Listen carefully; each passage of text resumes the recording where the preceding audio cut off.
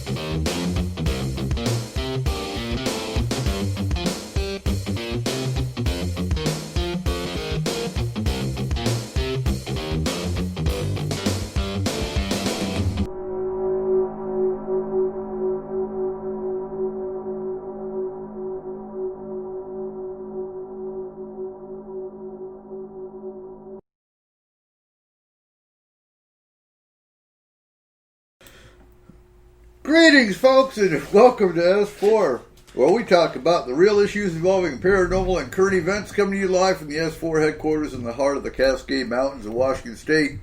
We also cover topics such as disaster and terrorist response and preparation, and veterans issues as appropriate. So, S-4 is 4 years old today.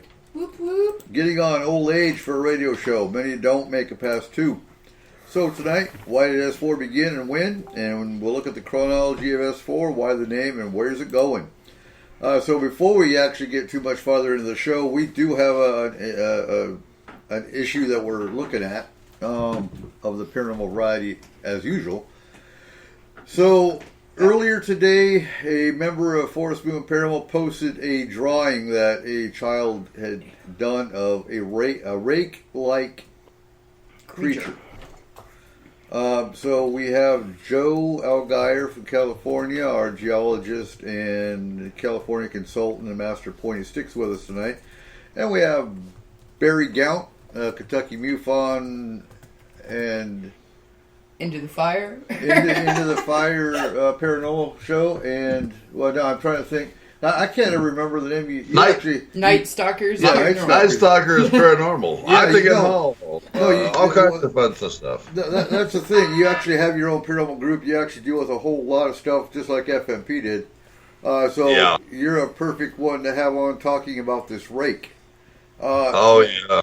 And that's what's interesting about it. It is rake in appearance, but there's so many entities out there that, I mean, you could do an encyclopedia of creatures that no one's ever even seen before. Yeah. Seriously. No, most definitely. You know, because I think of the Woody Allen case we had where that creature looked like an ape with fangs. And it was in a guy's attic. And we cleared it. But, I mean, you know, that's just one one example. So, is it a rake or is it classified other? What do you think?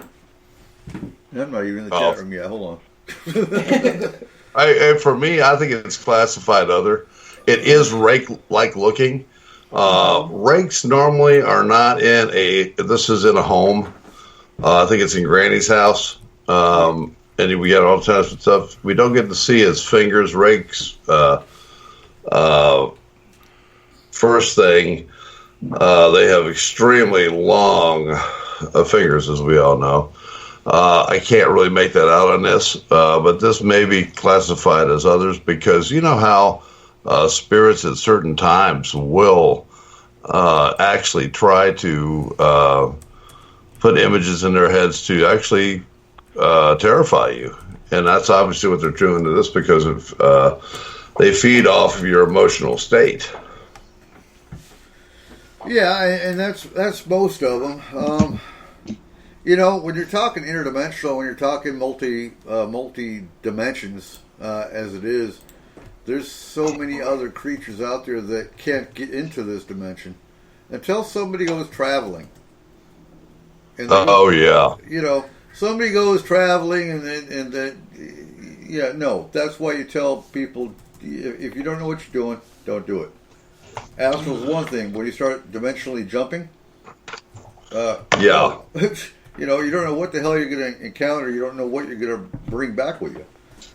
Because some dimensions, once you go into them, you basically rip a hole through to where they can come back into ours. 100% right. You can leave that, and you leave a trail basically. Right. And they can jump and follow right back. And even there are some people who are efficient enough at astral travel or dimensional jumps that they already tell you anyway. Mm-hmm. And that's why some of these people get pretty. You can do a lot of different things in an astral state that you can't do in your own body. Right. So you kind of run around in incognito. I always tell people, and the ones that come out and they do a little bit more fancy stuff. They get there. They don't know what they're doing, and they're buzzing around, and they're seen. And the best thing to do is kind of lay low and just kind of hang against the wall and observe. And these other people do, and the first thing that they do is they have a tracker on them right away, Right. And yeah, once that has been established, they have a pathway right to you. Okay, so yeah, I'm looking at the face. It looks skull-like almost, I was just thinking that it's humanoid. Some would say spider-like. I don't see spider-like because it's still only got 2 arms, 2 legs. Well, before you get too diagnostic on the picture, you got to remember a kid drew it, right? Oh, absolutely. That's true. That's true. Exactly. I don't know how old the girl was. Right. Yeah, it just says his daughter drew it. I also look at the detail, though, for a child. The detail itself, unless, So we have comic books. If you think about your kid, I would assume she would probably be, with the looks of this drawing, right, at least 13 plus. Because I don't see like I couldn't draw that good doing that kind of art. I can't draw that good at 65. Let me tell you. Stephen is listening, or Stephen is listening right now. So, Stephen, how old is your daughter? So we should hopefully get a response from this soon. So the thing that I was noticing about this picture, and I'd commented a little bit on it in the Forest Moon, is first of all the hands don't seem right to me for a rake. Like you were saying, the hands seem off. Again, it is a child's drawing, so you never really know. But how big was it? She was in her teens. So she's a teenager. Yeah. So this, how big was the thing she saw? That's kind of what we're trying to get. Oh, she's a client's daughter, not his daughter. So Stephen's with Plymouth Paranormal Investigators. Right. So she is a client's daughter. So he might not have all these answers either. Yeah. Well, but the thing though is that he was saying he was in like Indiana area too. Yeah, he's in Indiana. Yeah. Plymouth, Indiana. Plymouth, Indiana. Yeah, there you go. Oh, good gosh. So that makes a whole lot of difference. Yeah, I know that's more your neck of the woods there, Barry. That makes a big difference. That makes a big difference in that because, there are some very interesting others that are roaming around in Indiana, and they're old and ancient, and that could definitely. There are a lot of rake in that area, an awful lot of rake in that area, and she might have just relayed that. What I'm interested in finding is how it's walking, and I don't know if he knows it or not, but did he say that it also would cling on ceilings or walls or anything like that? Did she see it, or did she just see it crawling across the floor that way? Her mother told Steve that she is sensitive, and also it was as big as a human man, like average human man. Mm-hmm. So yeah, adult when appearance in. Could she have actually seen it physically, or was it because she was an intuitive or had the ability to see something that nobody else could? Oh, great question. Yeah, that would be a good one too. But I think, knowing a lot of intuitive people, you wouldn't know if you actually saw it intuitively or physically. You wouldn't know if other people could really see necessarily what you're seeing at that point. True. So, but yet the only thing for me is that the hands, the arms on that do not seem right, really. Neither does the smile, the face itself doesn't seem exactly right for a rake. Yeah, that's the biggest thing that, when you're thinking about rake, that's where it doesn't have that body to it in the way that it looks. I mean, it's got the body, and they do act extremely strange. Mm-hmm.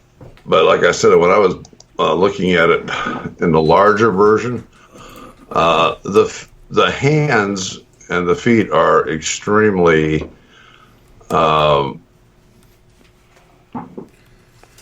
normal to humans. A rake is a lot different finger-wise. Mm-hmm. If you look back a long time ago, I think it was all over the internet and everything else, and we did some stuff. It actually came from Alabama. There was a thing that jumped out of the tree and onto the ground, and it was caught on a trap camera. And it was a really strange. I'd have to look for it, see if I can get it out there. It was a very strange being, almost looked alien-like, but this is almost like the way that it looked when it was on the ground. And almost. And I don't know of actually any alien races that crawl on all fours like that. Do you? No, but you know what? If they are down, you know what? Yeah. Oh, yeah, exactly. But if you are in stealth mode, yeah, you could be down like that. People crawl like that. Exactly. Yeah. Exactly. That's a human crawl. It's really weird how its leg is. See, I don't know if you posted it where people can see it in the chat room or not. We just posted it on the S4 website in the chat room there. Yeah. Oh, excellent. But yeah, the amazing thing about it is to me is the skull-like head. Right. That's the thing that. See, that's what threw me off from thinking rake. Yeah, and that's what throws me off from rake, and then the hands. That's the first thing that throws me off from rake. Right. But from what I have encountered and what I've seen in Indiana, and I just got back from a week of doing 5 investigations up in Indiana about a week and a half ago or 2 weeks ago, and man, that they've got some very, very strange things going on up there right now, and it's old energy, old stuff, and you're seeing some pretty strange things coming out of there. So to the investigator, I think you said his name was Stephen out in Plymouth, please take care when you're up there, because there are some, you got to be very careful what you're dealing with up there. Oh, not to mention, and you said it right too. A lot of the ancient creatures, for lack of a better, I'm trying to think. I'm so brain dead right now as it is. I mean, we were up late last night doing fireworks. We were partying. We were barbecuing out yesterday, and I've been doing a lot of work with extremists, the local community. Information. Yeah, 4th of July was I've just been long slammed this year. Yeah, definitely. Yeah, that was, 4th of July is always a busy one. You get UFO reports, you get other things, all the noises, and I'm the same way. We were up late last night, and I've got to be going. I'm on a trip early in the morning to Ohio to do an investigation and a cleansing up there, and then come back and do 2 more. So yeah, it's busy times. Now, Barry, when you do encounter a rake, have you actually encountered a rake itself on one of your investigations? Yes, they taste like chicken. No, They do bleed. They do bleed. yes, they do bleed. How would you get one out of an area if it was in there? Is there any way A to glue trap. get rid of it? Yeah. Like, is there any kind of special? You can send it back. They are underground creatures, as you know. Mm-hmm. They pop up a lot, and we're seeing a lot of different stories. I sent you a quick thing from Tennessee area of a picture of something that someone sent me, and it's almost rake-like looking. Also, that's what they were telling you, and it's on your. I sent it to your Facebook page. He's like sitting on a wall in a back corner there. I just got that one. So that's It's really strange. Kind of looks. He's got the head and everything else of it, but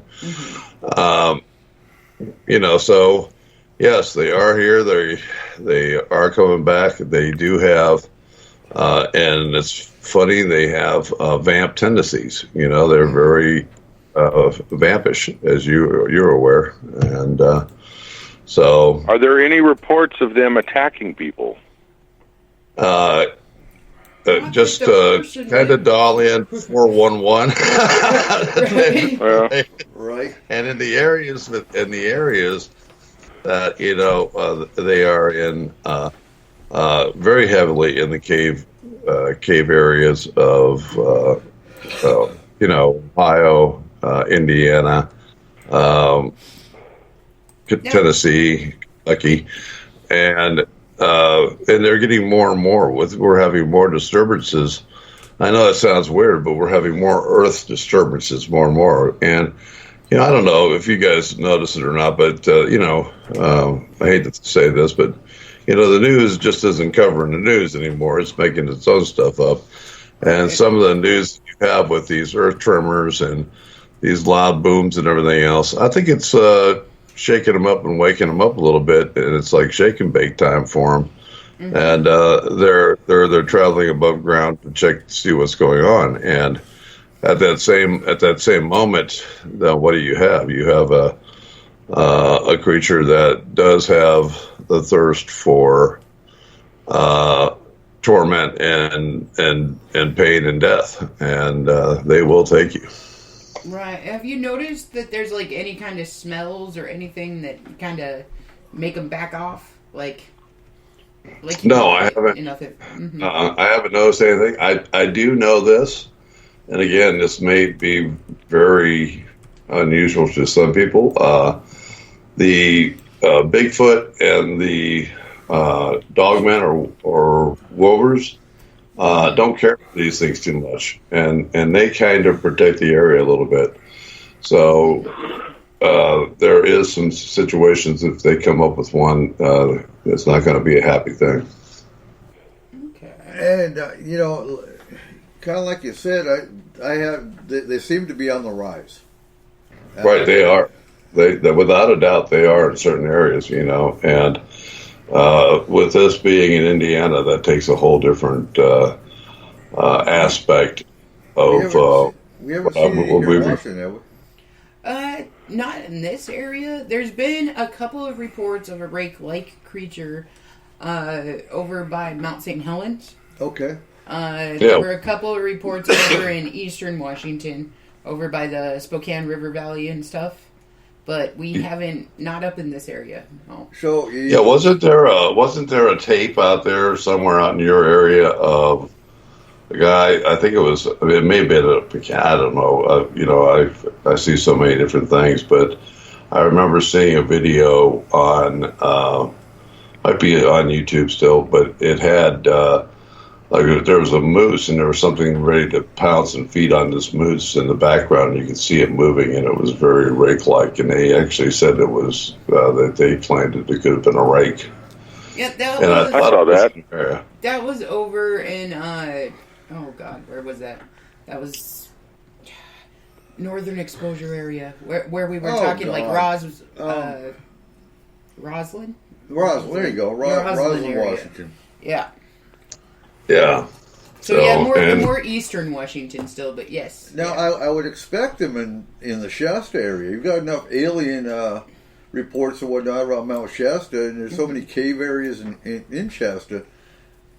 I would expect rakes to be there too. But the other thing I noticed about a lot of the rakes is they don't really seem to like the really like the colder temperatures. Okay. Okay, so what I've noticed with most of the sightings of a rake, it's more in a deserted area than it would be, like, how do I explain that? They don't have any hair to keep them warm. Well, the biggest thing about it is that if you follow a rake and you understand cave systems and everything else, no matter what the temperature is, you always have a steady temperature inside of a cave. And if it's 60 degrees or whatever, and the deeper you get, the warmer it gets. Mm-hmm. Well, so, that's one of the things that puts it a little bit in the area where you're looking at a cave system. You're looking at these areas where they do hang and go. They're not hanging outside all the time. And if they are up above the ground, there's some reason why they are. And it's definitely to pull the feed and take you back in, because they're not going to hang around for a long time. Right. So Steven says we've given him a lot of questions to go off of. He's going to try and get more information. He's going to be careful, and he will keep us all informed about what he finds. So maybe we can do another segment on this later. We'll follow up like we always do. Yeah, once he's done. Yeah, please do it. And keep me abreast of it. I'll let him know if I come up with anything similar like that in Indiana when I go back, because I'll be getting back to Indiana here shortly. So. And that's that goes right back to what we've always done on the show, because this show has always been the voice of Forest Moon Paranormal, which for those that don't know what FMP was, it was the emergency response team, and every once in a while you do get other teams that call us to help them out. Or just simply ask a question. Right, and that's really what that's what it's all about. And I don't like the term para-unity because too many people use the term loosely, and it doesn't really mean a damn thing. It don't.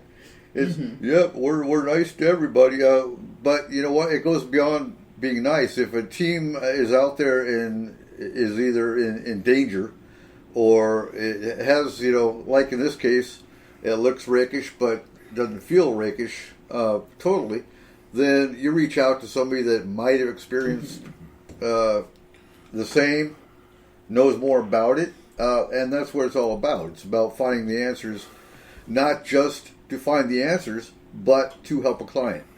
And that should be what it's always about. Agreed, 100% agreed.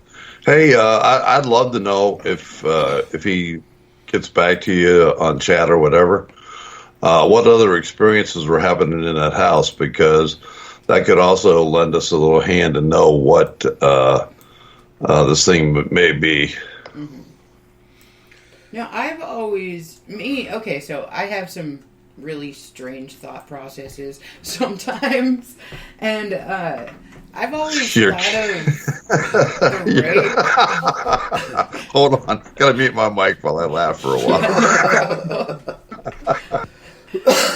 I've always thought of the rake and the Wendigo being closely related. Like, they seem to have a lot of the same types of features, and they seem to have the same lust for specific things. Like, they're meat eaters. They are carnivores. They go after humans for consumption purposes. And I've always kind of wondered if it's just a different type of Wendigo, or it might even be a Wendigo itself, because it's also, now that I see that there's information that, like, it doesn't like Bigfoots and it doesn't like Dogman, well, if you go back to Native American culture, the Bigfoot was the protector. The Wendigo was like evil spirit, man. You didn't mess with that. So it kind of makes me wonder. Does the rake have any Native American ties? Is there any Native lore that ties to any kind of rake creature? No? Cole's shaking his head for those that can't see him. we used our hands to pick up leaves. Okay. You didn't use rakes. Okay. Yeah, I'm sure that there is probably something in the Native American culture about rake that are they're very strong, and putting a handle on it right off the bat, I can't do that for you. But so if there is, it wouldn't be by the same name. That's the thing. Absolutely. Because I had an issue with a comment that was on S-4 Paranormal, and it was that it was a character from a Clive Baker book, Weave World. It from there has jumped into urban legend. Well, you can't create something from nothing. Oh, but you can. No, you can't. Oh, I agree with that 100%. It's not possible. No. Energy. But the original concept of everything comes was from somewhere. From something else. Everything comes from energy, even thought forms. Yeah. Yes, it does. But what I'm saying is like for instance, vampires, Dracula. Right. Okay. Well, the thought of Dracula didn't come up right then. Oh, just because of the book. It came from vampires. It came from vampires. It came from lore. It came from, that's what we're saying is that. Right. So saying that it was created right then by that author for that specific thing. No, because everything that create comes from something from somewhere else. And like a lot of the paranormal... Perfect example. Yeah. Perfect example, Slender Man. Yes. Yeah. He is, although he has been given a name now, to me, that would have been Shadow People. That would have been Shadow People. That would have been It would have been... It's taking pieces and making it something else. It actually gave the one that is terrorizing that area a name. Mm-hmm. That's all it did. You gave it a name. That doesn't mean it wasn't there before. Oh, absolutely. It doesn't mean that you created it. So I was supposed to be in a Slender Man movie. Now, I was going to be a paranormal investigator in this movie. For Slender Man. That's kind of awesome. Oh, it was cool. It never happened because, apparently family issues happened within the director's family and whatnot. So it never happened. Mm-hmm. I got paid for it anyway. But as part of that character, I had to actually create a Slender Man book, which caused me to obviously do research on Slender Man. Right. It goes beyond. I can't remember. Like that creepypasta or whatever. There you go. Yeah. It goes beyond creepypasta because I actually found drawings from 13th century Germany of wood carvings depicting the same Slender Man. Yeah. So the concept of Slender Man goes way beyond creepypasta. Right, which is what I'm saying about pretty much every creepypasta or anything like that. It might be fictitious writing, but it's based off of something. Every book. Well, going back to the rake, and you're talking about books and possibly making movies, there was a movie 10, 15 years ago. I think it was called The Descent. I could be wrong. Yes. It was a bunch of cave spelunkers, I think back in Kentucky, and they ran across something down there that it would look like the rake. Yep. Yes. Yep. Right. Great movie. If you Great haven't movie. Seen it, go Great watch movie. Yeah. So, S-4 is 4 years old today. And I say today, I mean it's Sunday. So the first week of July of 2016 is when S-4 was formed. So I want to read a statement from Irma Boud. Irma Boud is our terrestrial station manager here in Concrete. And she's pretty much been with us since the beginning. S4 has been on terrestrial radio on recorded shows since the beginning of our production. And so Irma says, I'm very glad to have FMP in our community. Eric, Cole, and Kayla do a marvelous volunteer job of making this broadcast informative and entertaining. I'm proud to be able to replay their programs and hope the community is appreciative. I know Eric Cooper is trying to get East County Consulting, and I hope he is able to glean the needed support to get it going. So I'll get into that in a second, very briefly. Please stay tuned, enjoy, and thank you for listening. Irma Bowd, co-station manager for KSVU. So for new listeners or for locals that are listening, KSVU can be found online right now. They're looking for an antenna so they can get back into the actual terrestrial airing side. Right now they are streaming. Mm-hmm. What does she mean by volunteer? I thought we were getting paid. Oh my God! I failed. Yeah. Okay. So, real briefly, because East County Consulting doesn't have anything to do with S4, but what she's talking about is East County Consulting is a platform that we are using locally here. In time, a year or two, it takes time to get things going the way they're supposed to, but we will have our own East County SAR team, our own East County Tactical Security team. So more community works in progress, getting a homeless closet for those that lose everything in fires. That happens a lot up here. Disaster response, things of that nature. So that's East County Consulting. You can find that on Facebook. Just go like the page. It's just a page right now.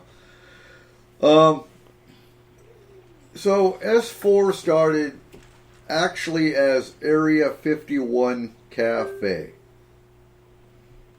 And it was myself, Sandy, and Russ Wells. Now, Sandy and Russ Wells, I'm not sure what specific projects they're working on anymore, but they actually had, and yes, you get paid in cookies. There you go. I'm good with that. Okay, you good at cookies? Excellent. So, Sandy and Russ Wells had Fog Paranormal. This was back in 2016. And they got with me, they wanted to do I can't remember if we were live or if we were doing recorded shows. But they won, huh? They were the first couple shows were recorded. Well, they were back then because we didn't have wireless. Well, and you did one of them out in the mountains, Well, yeah, it was behind the house. There was no Wi-Fi.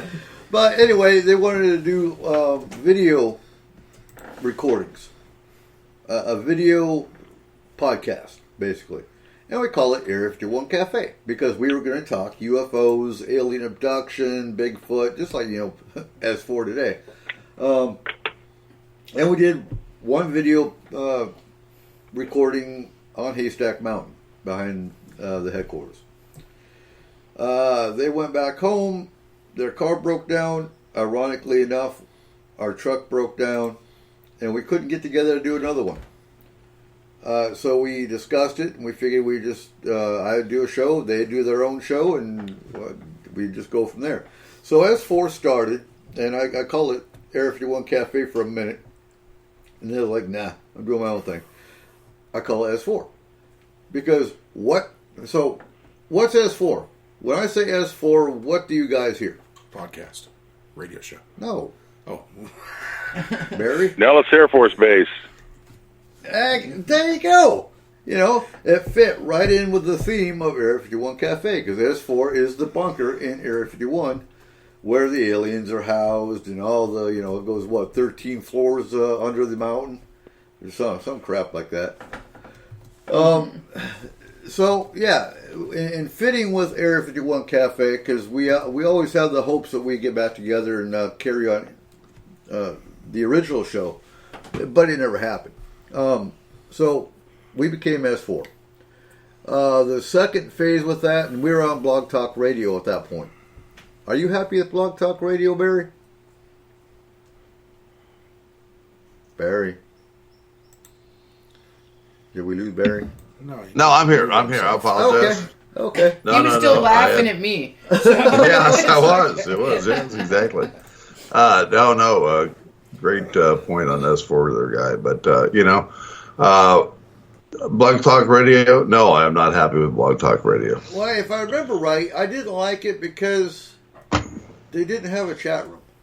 His co-host is... well, they have a chat room, but it's hard to for me to personally do, to be able to do it and sit here and run that. And you have to have somebody dedicated to it to be able to do it.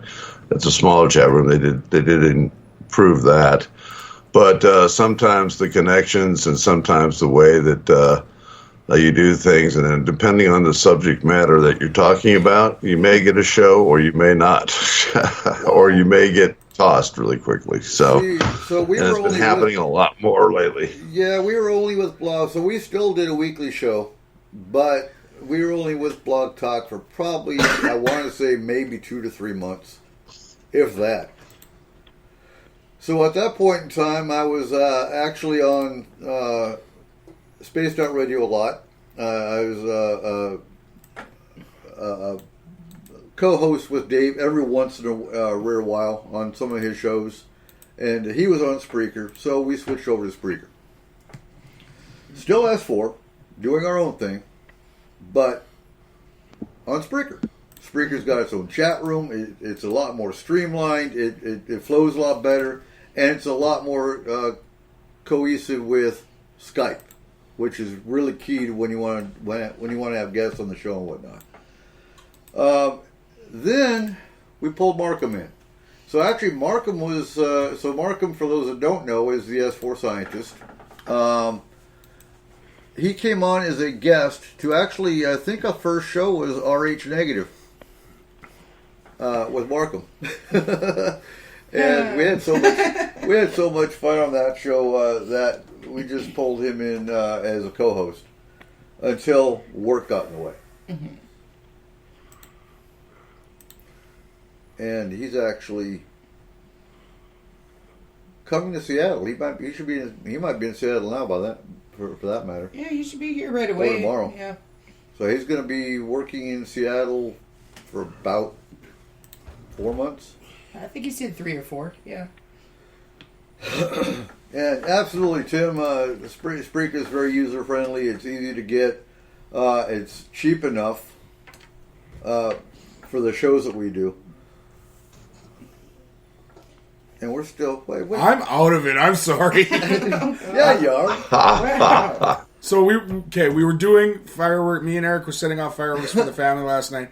We had one come out of the tube, freaking sideways, and hit me in the chest.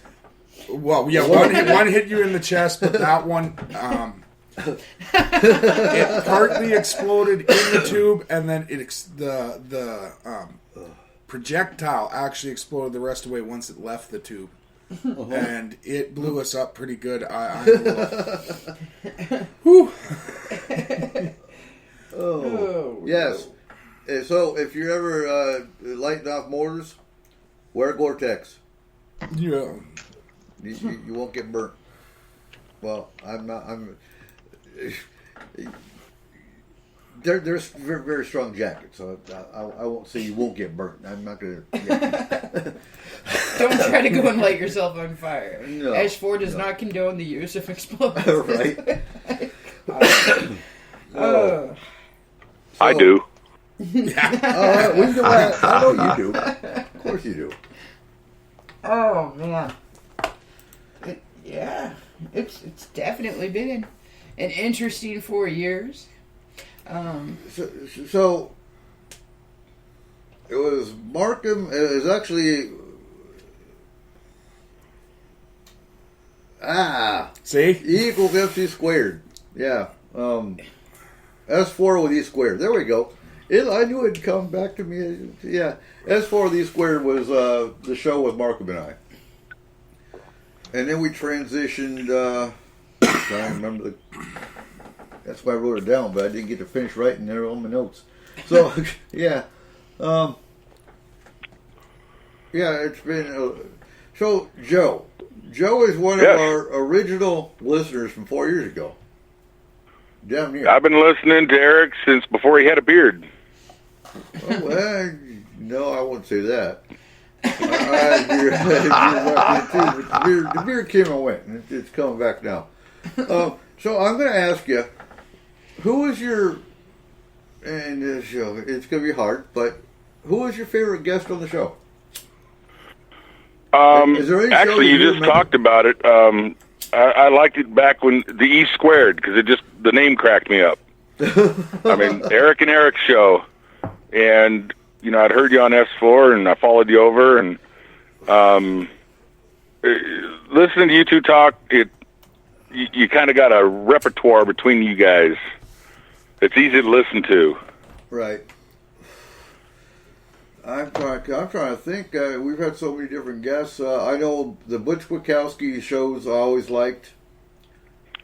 And that was when we did the cryptid shows. When Eric left, I'm trying to think who was in between there. Because we went over to the Fringe we were at the Fringe for about a year. Corey? Yeah, I'm getting to Corey. Okay. But I'm thinking there was someone in between there. But Robert Rose was with me for a while. Mm-hmm. Robert Rose was co-host for about 3 months. And then we parted ways. And I'm waiting for Izzy to pop into the chat room there because Izzy's been with me since before S4. But so she remembers the timeline better than I do. And lots of drama in different chapters of S4. There's always anytime you again, and I think how old is Into the Fire, Barry? Into the Fire is going on is 2.5 years old. 2.5. So you're past. Yeah. To me, most shows that are gonna fizzle are gonna fizzle in the first 2 years. Yes. Yeah. Most of them don't even make a year. I mean, they get to a year and then it's like, yeah. So when you're looking at it, and that's why I also say any paranormal team under 5 years old is a newbie.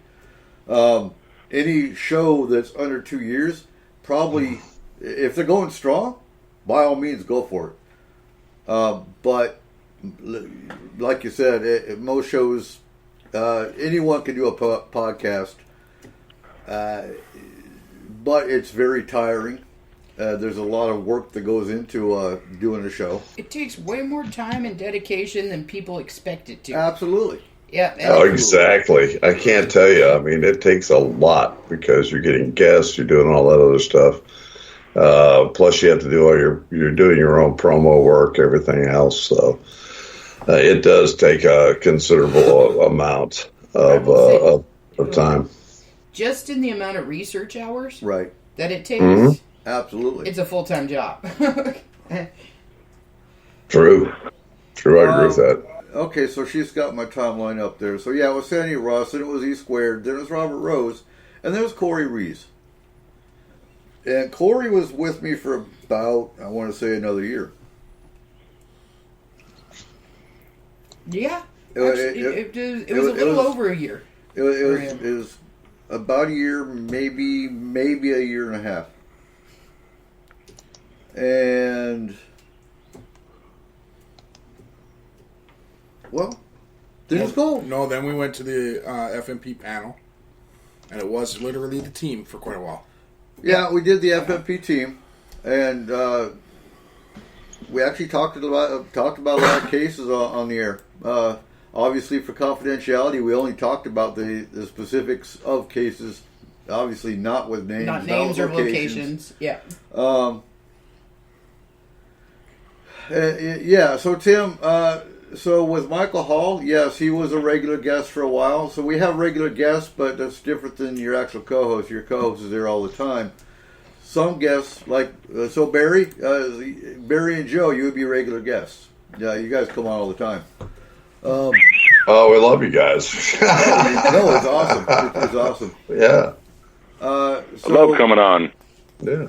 And, so we started, I guess, about 2 years ago when we actually started doing, because I've always been about emergency management. I mean, that's what you do in the Army. In the Army, you do emergency management, so it's ingrained in you. You're trained for different things that civilians consider emergencies, and you're going, I've been expecting this. What the hell are you talking about?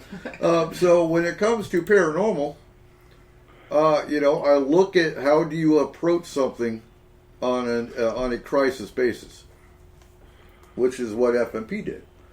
And S4 again was simply the voice of FMP, and it still is. We just don't handle cases anymore. But when it comes to the causes of paranormal emergencies, we talk about them all the time. Alien abduction is a paranormal emergency. A haunting that's pushing you down the stairs is a paranormal emergency. That's what we talk about. And we've always talked about it. But 2 years ago, we added the disaster side. Because when it comes to fall, you start looking at the winter. You're always looking one season ahead. So what do we expect in the winter? We expect power outages. Everyone needs to have a generator. Have their cars winterized, things of that nature. So that's when we start adding that kind of stuff into the show. Mm-hmm. We're a public service, whether it's paranormal or whether it's seasonal, and that's how we approach it. Yeah, just not free. I work for cookies. You work for cookies, absolutely, and milk, right? No. Do not give him milk. Don't you do that to me. Sure, I'll do milk. Please. So, actually, you were the co-host when we went over to terrestrial. No. Night Dreams Talk Radio. Yeah. Yes, he was. So we were only with Night Dreams for what, 3 months? Yeah.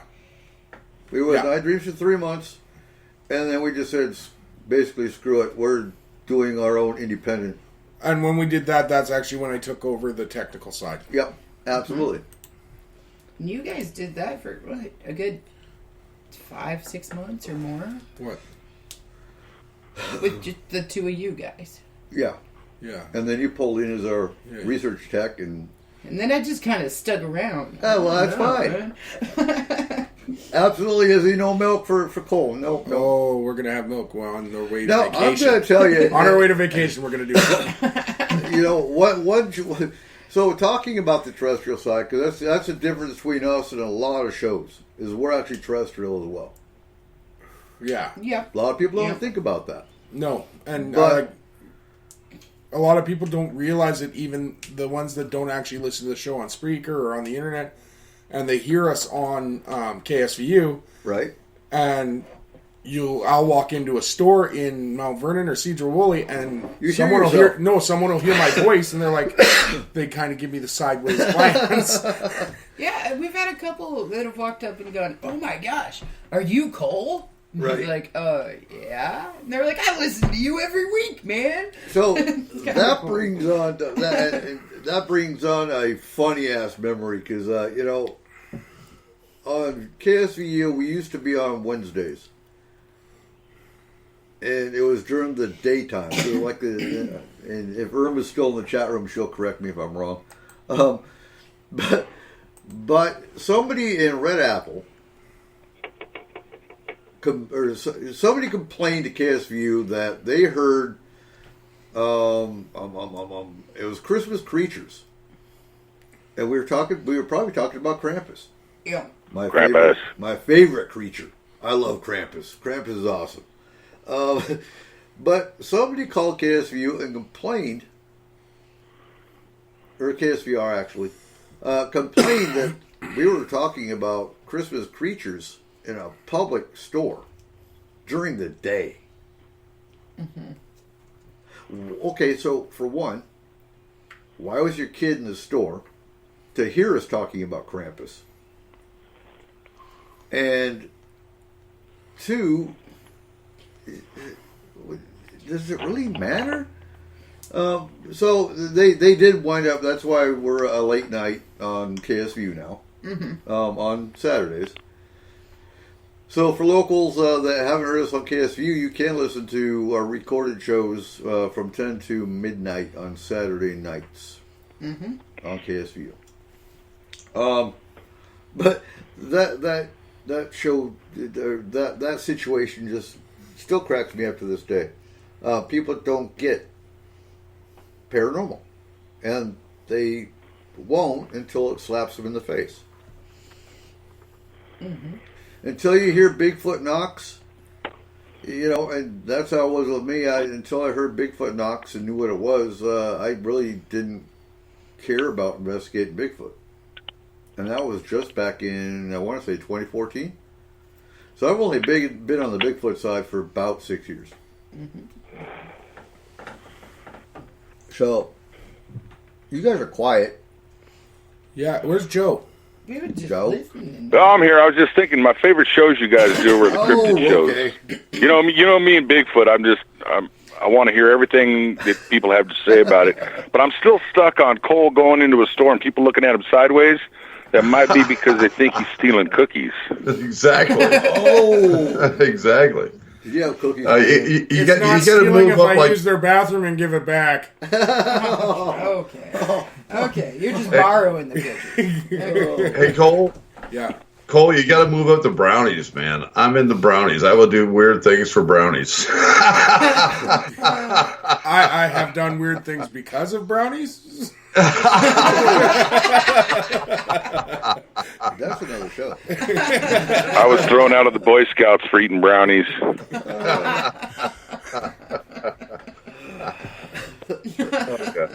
What's up? Oh, wow. Okay. So, Will, yeah. There is going to be a message on the chat room that says S4 does not condone the use of brownies. Funny brownies. Oh, man. So, we're talking about those little woodland nymphs, right? Yeah, those two. Yes, exactly. I love brownies. They Those taste like guys are my chicken. favorite. They taste like chicken. They are. Oh. Well, where was I going here? Oh, so for any new listeners, of course, you can find the last 3 years' worth of shows still on our Spreaker, which is also in our website. Yeah. There's an embedded player in the website where you can find all the shows from the last few years. If you go on YouTube and you do a search for capital S-4, you will find our original YouTube channel. And that's got the first year's worth of stuff. It's got some interviews that I've been on with both Spaced Out Radio, with several other different shows. Mm-hmm. You'll actually find the video recordings of our old Paracons that we did. I think the first year's Paracon is on there.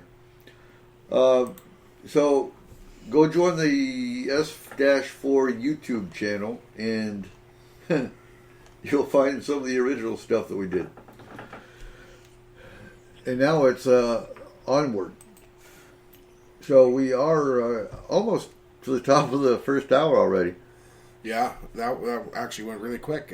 And our second hour, we're actually going to go into the present. Some of the things we're planning this year. Well, it's crazy. This year. And then we'll talk about the third hour. We'll talk about the future of S4 and what we want to do, what our listeners want to do, and go from there.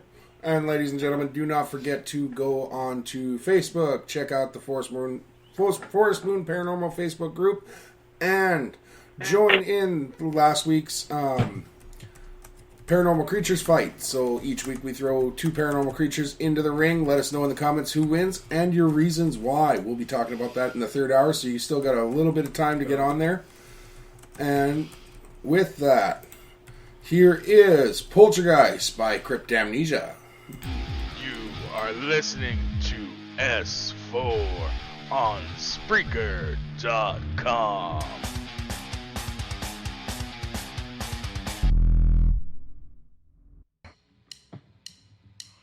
They say I'm evil, they say I'm dead inside. Check out my ego, 'cause I'm rotted here tonight. Just burn me like a witch, and watch as I catch fire. But I cannot die, I am your poltergeist.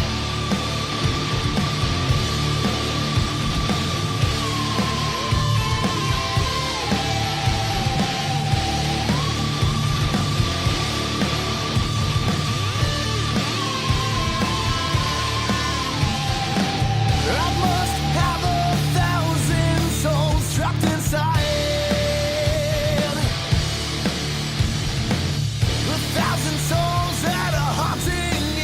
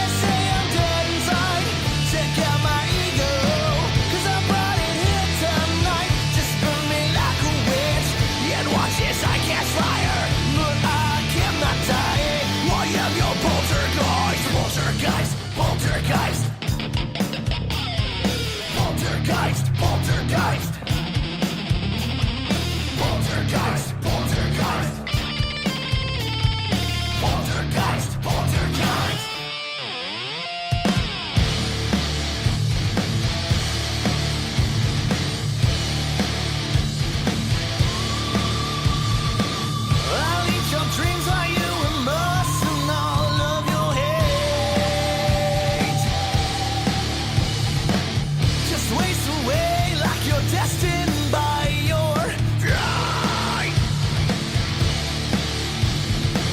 I'll be alive but I'm dead to watch you die. So go ahead and take my life, I dare you to try it. You keep trying to kill me, but I cannot die. You try to ignore me, but I haunt you deep inside. You keep trying to kill me, but I cannot die. You try to ignore me, but I haunt you deep inside. They say I'm evil, they say I'm dead inside. Check out my ego, 'cause I brought it here to you. Just burn me like a witch, and watch as I catch fire, but I cannot die. I am your poltergeist. Poltergeist, poltergeist. Oh, poltergeist, poltergeist. Poltergeist, poltergeist. Oh, you're caving in, the loss of sleep keeps you obsessing on your pride. But in the end, you let me in.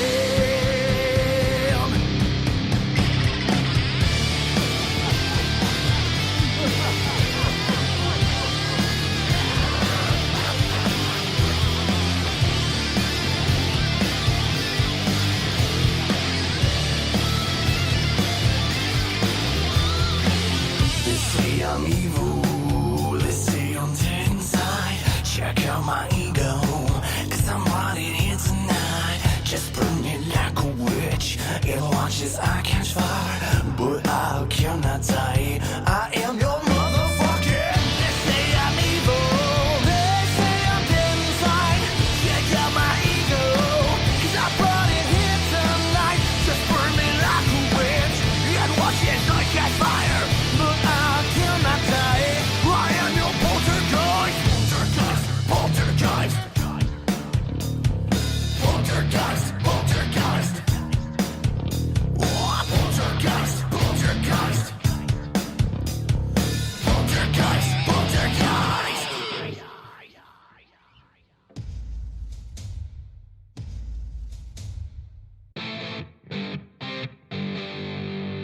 Welcome back to S-4 with your host, Eric Cooper. And welcome back to S4. Tonight, it's our 4th year anniversary. Yes, it's hard to believe it's 4 years. So there's a saying that we always went by. When we get tired of doing this show, that's when it's time to quit. We're not getting tired. We're having fun.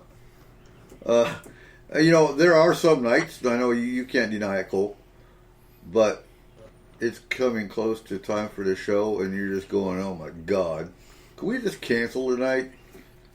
I am, but the thing is, as soon as we start doing it, I'm good. I'm ready to go. I'm excited, and that's why we've honestly started doing the meetings after the show, right? Because that is when everything is fresh in our head, and we can actually get some work done. Yeah. There is so much going on in life, even with COVID and everything else going on, that... All right. Who's watching Pulp Fiction? That halfway through the week, it's hard for us to do a meeting about the show because my mindset's not there. I'm worried about my house. I'm worried about my kids. And trying to get everything else in life handled. And so it's just, I just got to get my mind into it. As soon as I'm there, it's fun again. Mm-hmm.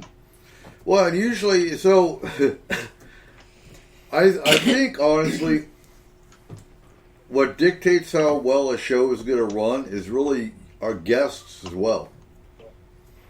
So, Barry, have you ever had a guest on your show where your 2-hour show lasts 5 hours almost?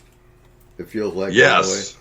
Because every question you ask is a, yep, Yes or no? Yep. No. Yep. And those are the Well, ones can you that I'll please actually. freaking elaborate a little bit? You know, it's like Oh, my yeah. God. But Yeah, then you have the I've- shows, you know, like the round tables, and like a lot of the guests we have. It's been 3 hours already.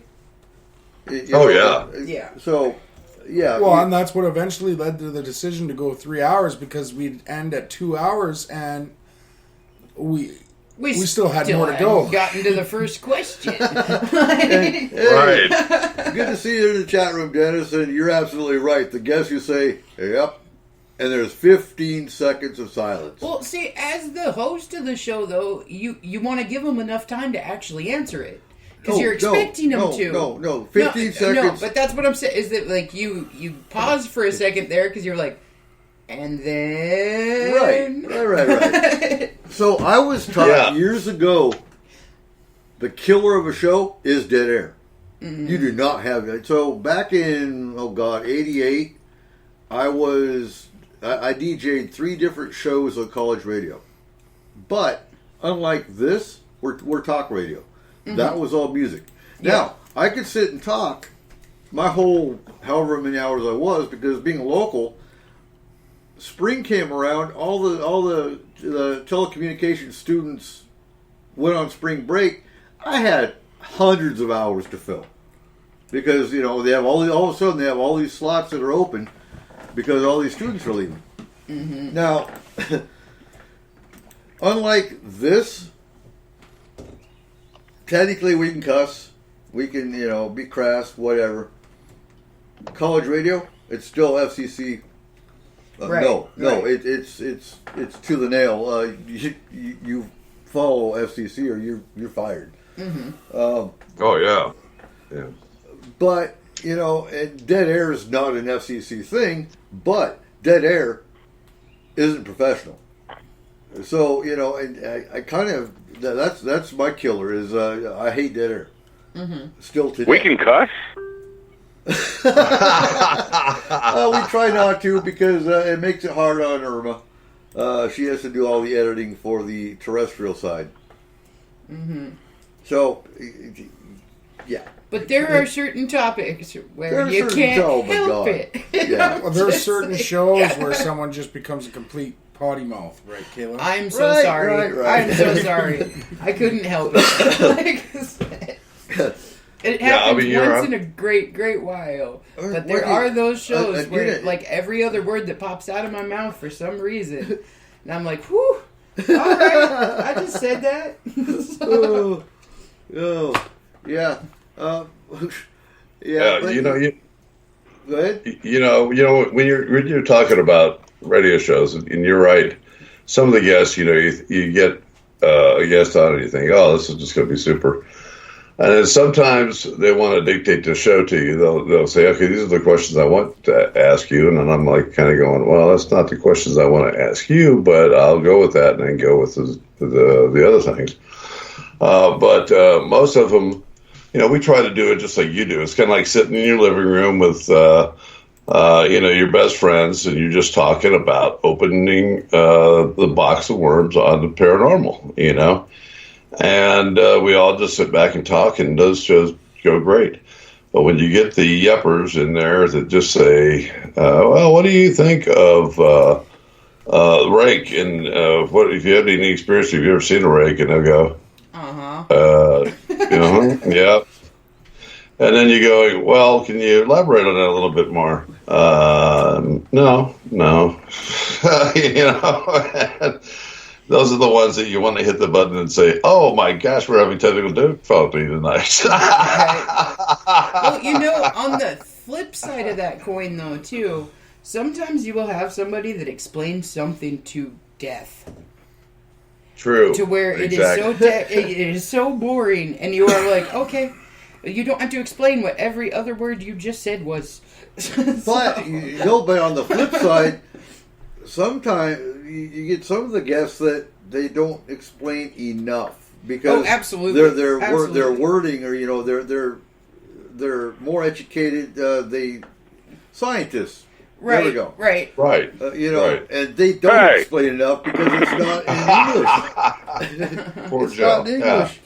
Right. Well, they'll pull out some Yeah. random obscure word that you've maybe heard once in your life before, but Right. aren't really sure what it is, and then they're like, "Yeah, so Yeah. that." And you go, Well, that's You become Yeah. the person. yeah, exactly, and that's when you got to go. Hey, my famous line. Could you third grade that for me, please? Absolutely. That's what you say. Can you please translate that? And then I have Right, with exactly. Markham. Yeah. Yeah. But radio is a blast. Every once in a while, we do a 2-hour show. You guys do a 3-hour show, and you guys got topics all through it and everything else. And I'll bring on one person, and you guys have been on the show before, and just have a great time. And last week, 2 weeks ago, I had Terry Lovelace on of the Incident at Devil's Den, the writer of that book, and. Man, I'm talking, what a great guest. I mean, and I just, at the end of the first show, I said, hey, man, there's so much we didn't cover. Got to do a second show with you. What are you doing next week? And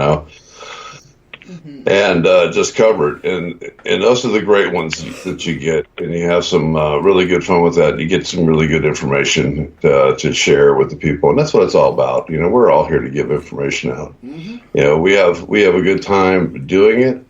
But we want to make you think. We want to make you do your own research, and that's what it's all about. Well, and, that's what we've always said on the show is you don't just take our word for it. Go and research it. Find out more information than we can share with you. By all means. Mm-hmm. There's enough information out there, and God help you if you go and encounter one of these things, not knowing what it is.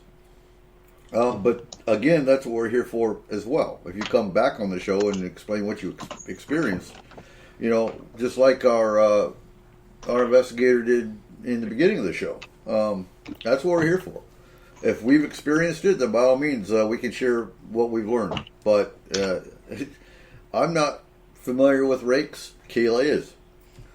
So, Yeah, I still remember the show that Kayla wanted to be a rake. Right. Well, she's a weirdo. So Tim wants to know if you're on Facebook, Barry. Yes, I am. I'm underneath. I'm on Facebook underneath Barry Gaunt, and you may be able to find me underneath the Kentucky Truth Seeker also. And Night Stalkers Paranormal's on there also. We're redoing our website. We've been working diligently on that. We've really put some good stuff on that, and hopefully we'll have that up in a week or so. Into the Far is also on Facebook too, so you can see it all. Catch the archives on blogtalkradio.com at /Into the Far. Excellent. Somebody's got a train in the background, and Cole's sitting. Yeah, I think that's mine. I got my window open. Yeah, I have the window open tonight because it got a little hot talking about this thing. I started getting. I was looking at that picture and I'm like going, man, did I down with COVID or something? I got the sweats coming on me, and I got a headache going, and I'm like going, what the heck? From looking at that photo and thinking about that photo of that thing, which is common sometimes. You guys ever do that? Yes. Yeah. Is it possible that's a ghost train? Hey, well, we don't have any funny train that you up here. We must have at some point. You right? passed.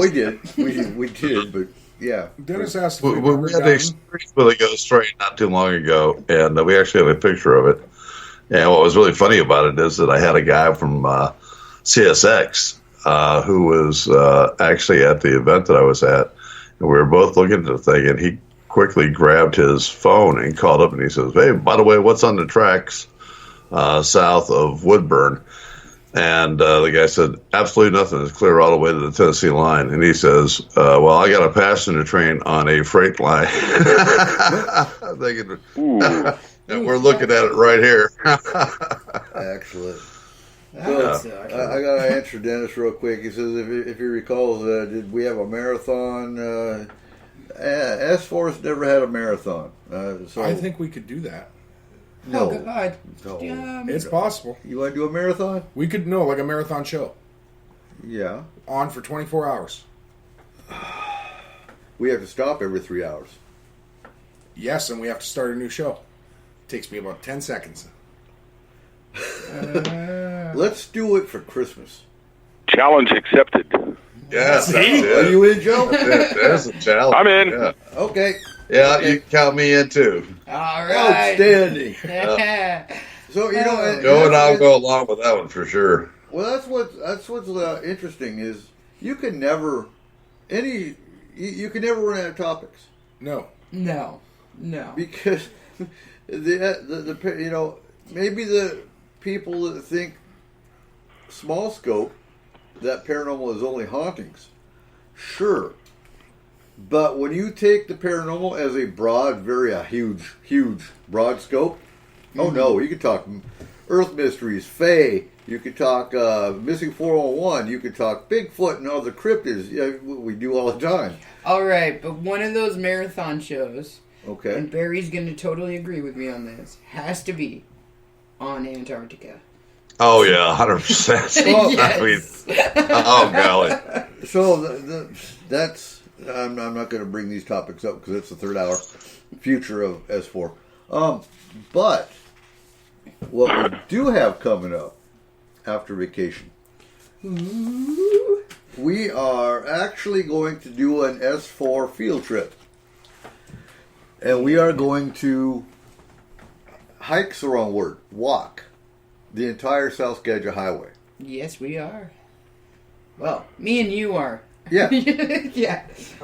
We talked about this. Me and Izzy told you are not hiking, you are not walking, you are running because we are chasing you. I ain't running no 27 miles. You ain't gonna see that.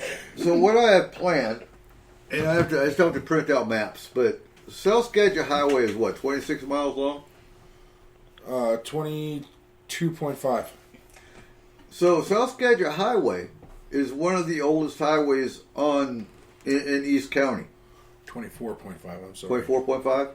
It's had logging accidents.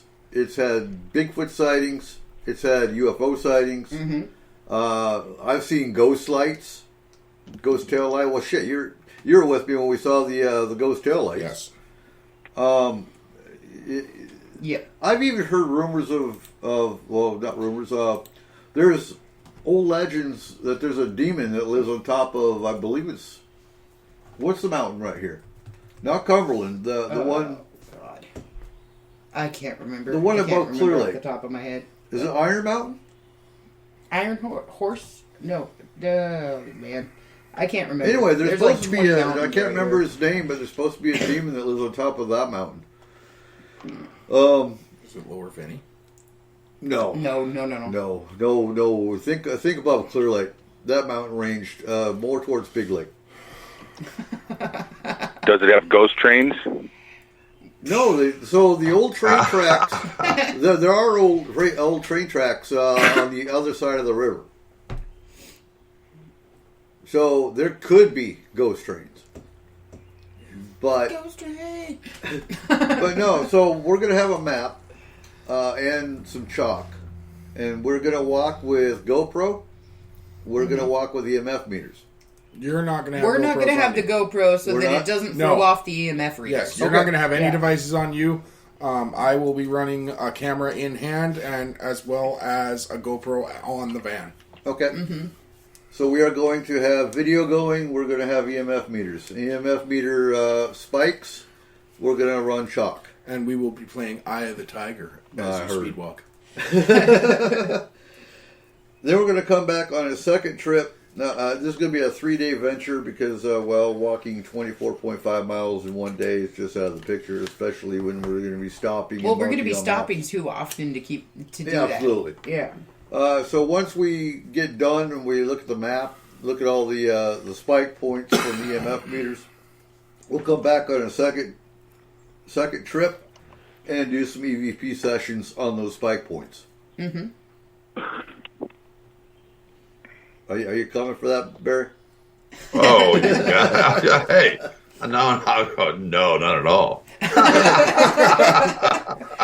Oh, come Yeah, on. I'm sorry. With this. I mean, I was sitting there going, did Eric just say vacation? After vacation? I'm like going, wait a minute, how do you get one of those? Actually, we're going on vacation to Packwood, Washington. Not next week, the week after next. Yeah, we're actually like 8 hours after the show, we are Pack it up and take Next it off. week. Yep. Next week. Yeah. And while we're there, it's in the Mount Rainier National Forest, so we're actually going to go do a Bigfoot trip out there for a few hours one of those days. Yeah. Mm-hmm. Oh, awesome. Now, Mount Rainier, there's so many legends with Mount Rainier alone. I've had people over the years of doing this. I don't even think we were doing S4 then. This was about 6 years ago. There was a guy that was camping with his friends up on Rainier, and something grabbed him and tried to pull him out of the tent. I mean, Bigfoot, alien, who knows? Rake. Just saying. Wow. And then, of course, you have the School of Romptha, which is in Yelm, which is at the base of Mount Rainier. And they actually believe there's a draconic race that lives inside the mountain. Yeah. Yep. And there's supposed to be, and I've talked about this on the show before, but there's supposed to be tunnels that go from Mount Rainier to Fort Lewis. Supposedly, yes. Well, I've done inspections, JACO inspections of the old Madigan.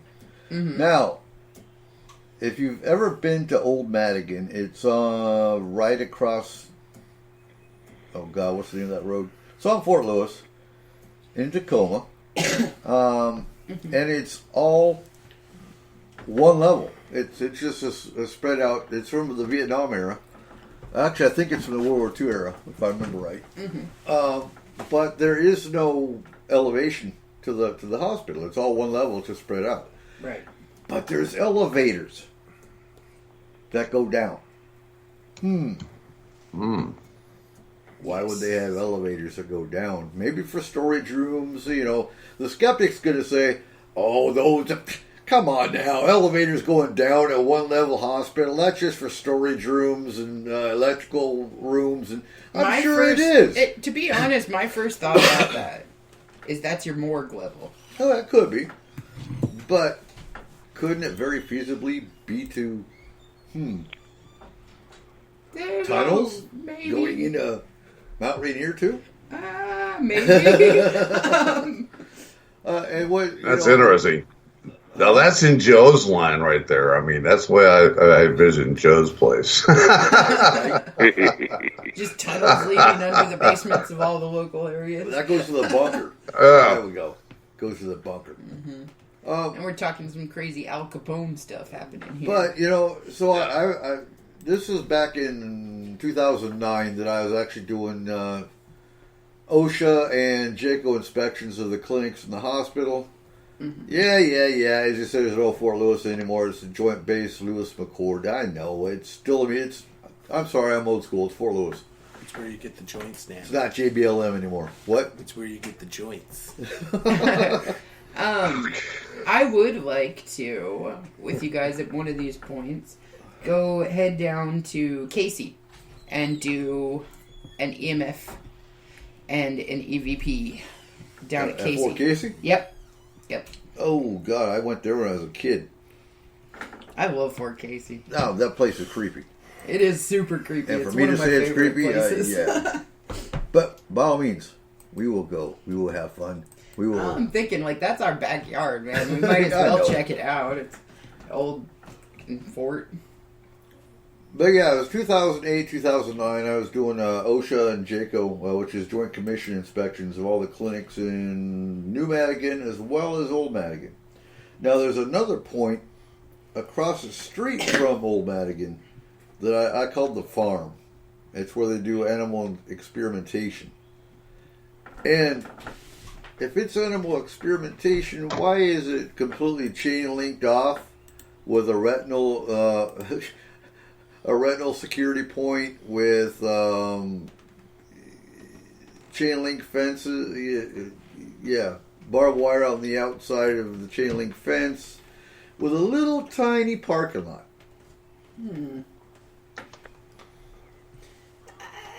I have a retinal scanner on my bunker, and I don't do any animal experiments. Yeah. Seriously, you Sure. have a scanner in your bunker? I'd say that too, Joe. Be careful, somebody's gonna poke your eye out just to get in your bunker. It's just it's a hole in the bunker where he says in a robot voice, "Put your eye to the hole," and then he pokes you in the eye with a pointy stick. And you're like, ha, pointy stick. Oh. So so that's the 22nd to the 24th. We're doing our South Gadget trip. Let's see, on the 14th or 15th, we'll be doing the Mount Rainier Bigfoot trip. Mm-hmm. And we are at some point in time in August going up on Cumberland. Yeah. For a Bigfoot trip. Yep. Just a day trip. Setting up some cams. Having a picnic, whatever. I want to go find those mines. So there's supposed to be mercury mines, and are there gold mines up there? Off of Cumberland, yes. There is gold mines, there's mercury mines, and there is our original reporter out there was they owned a gold mine. Yeah, that's right. That's right. So, and that's an interesting case too, because that's the first time I've ever heard of Bigfoot actually holding a pointy stick. Have you ever heard of a Bigfoot report where the creature's got a weapon of any type, Barry or Joe? Yes, I have. I've heard them. But normally the weapon is a tree or a rock. or a rock. But the Yahoo out of West Virginia are known for saying their name, which is Yahoo. They'll scream it out real loud. And they can definitely pick up large objects, and trees are one of their favorite things to throw at you. And and also we've had reports of even in the alien or the missing time area where a guy's gone looking for some people on the property, what he thought he saw on a property that he was watching over for some people. Walked into the woods and saw an alien go into the tree and just disappear, and then finds himself with Bigfoot with a staff and a lizard man type creature, also with a long staff with a ball on the end of it, which was glowing. And the lizard man reached out to swing at him, and Bigfoot hit the staff with his staff, and that's all the guy remembers. And he came back 4 hours later. See, they both had pointy sticks. Mm-hmm. We're talking like exactly A-team. Then. Yes, exactly. Huh. But we do get them. But it's amazing what they can throw, and we've had, as we all know, as Joe mentioned, golly, Bigfoot will pick up anything and throw it. And he wants you out of his area, and he doesn't want to, you never know where it's coming from. You can hear limbs and everything else breaking and moving, loud stomps on the ground. That's what most people don't realize if they're really listening. He almost stomps his foot at you, like going boof, boof, and to make you get out of there. But there are some of the best dang rock throwers that I've ever seen, and they can throw some pretty good sized boulders at you, especially. And I've heard this from several people. If you're near water, they love to throw it in water near you to really give you the sensation. So, yeah, I met somebody that was telling me about their Bigfoot encounter, and it was by a body of water, and it was rocks being thrown and trees being downed by them. So, But I see a difference between, because I've heard several cases where Bigfoot threw a tree. I don't see that as a weapon. When I say weapon, the case in Cumberland, the guy said the creature had a spear. Now I can't remember what did I say. Was that a metallic spear? Or was that a wood spear? I can't remember. It was the Bigfoot had a wooden one, and the other guy was telling you it was more like a metallic spear. If that's what you're asking me. Yeah, no, I'm trying to remember the one up here, because the one up here, if I remember right, it was a metal spear that he was holding. And you don't hear, usually you hear Bigfoot trying to get away. You don't hear Bigfoot with a weapon. And again, I don't count Bigfoot throwing a tree through a car window. Mm-hmm. That's that. But I also look at it as there is a lot of people that go camping or do anything like that don't necessarily pack out what they packed in. And I think if a Bigfoot were to find something, he would use it. Oh, absolutely. They like shiny objects. They like things. Creature of convenience. So if you found one, well, cool. Check this out. Well, let me bring something else into it. Bigfoot, has hazards out there. We all have hazards. They're in the wild environment, and sometimes they may be injured. I have had people identify that they have scars on them, or a large scar over in their head or on their leg or whatever. And just like us, hey, look, if you're going to be moving around, you may decide to pick up something to help you a little bit. They are intelligent, as we all know. And,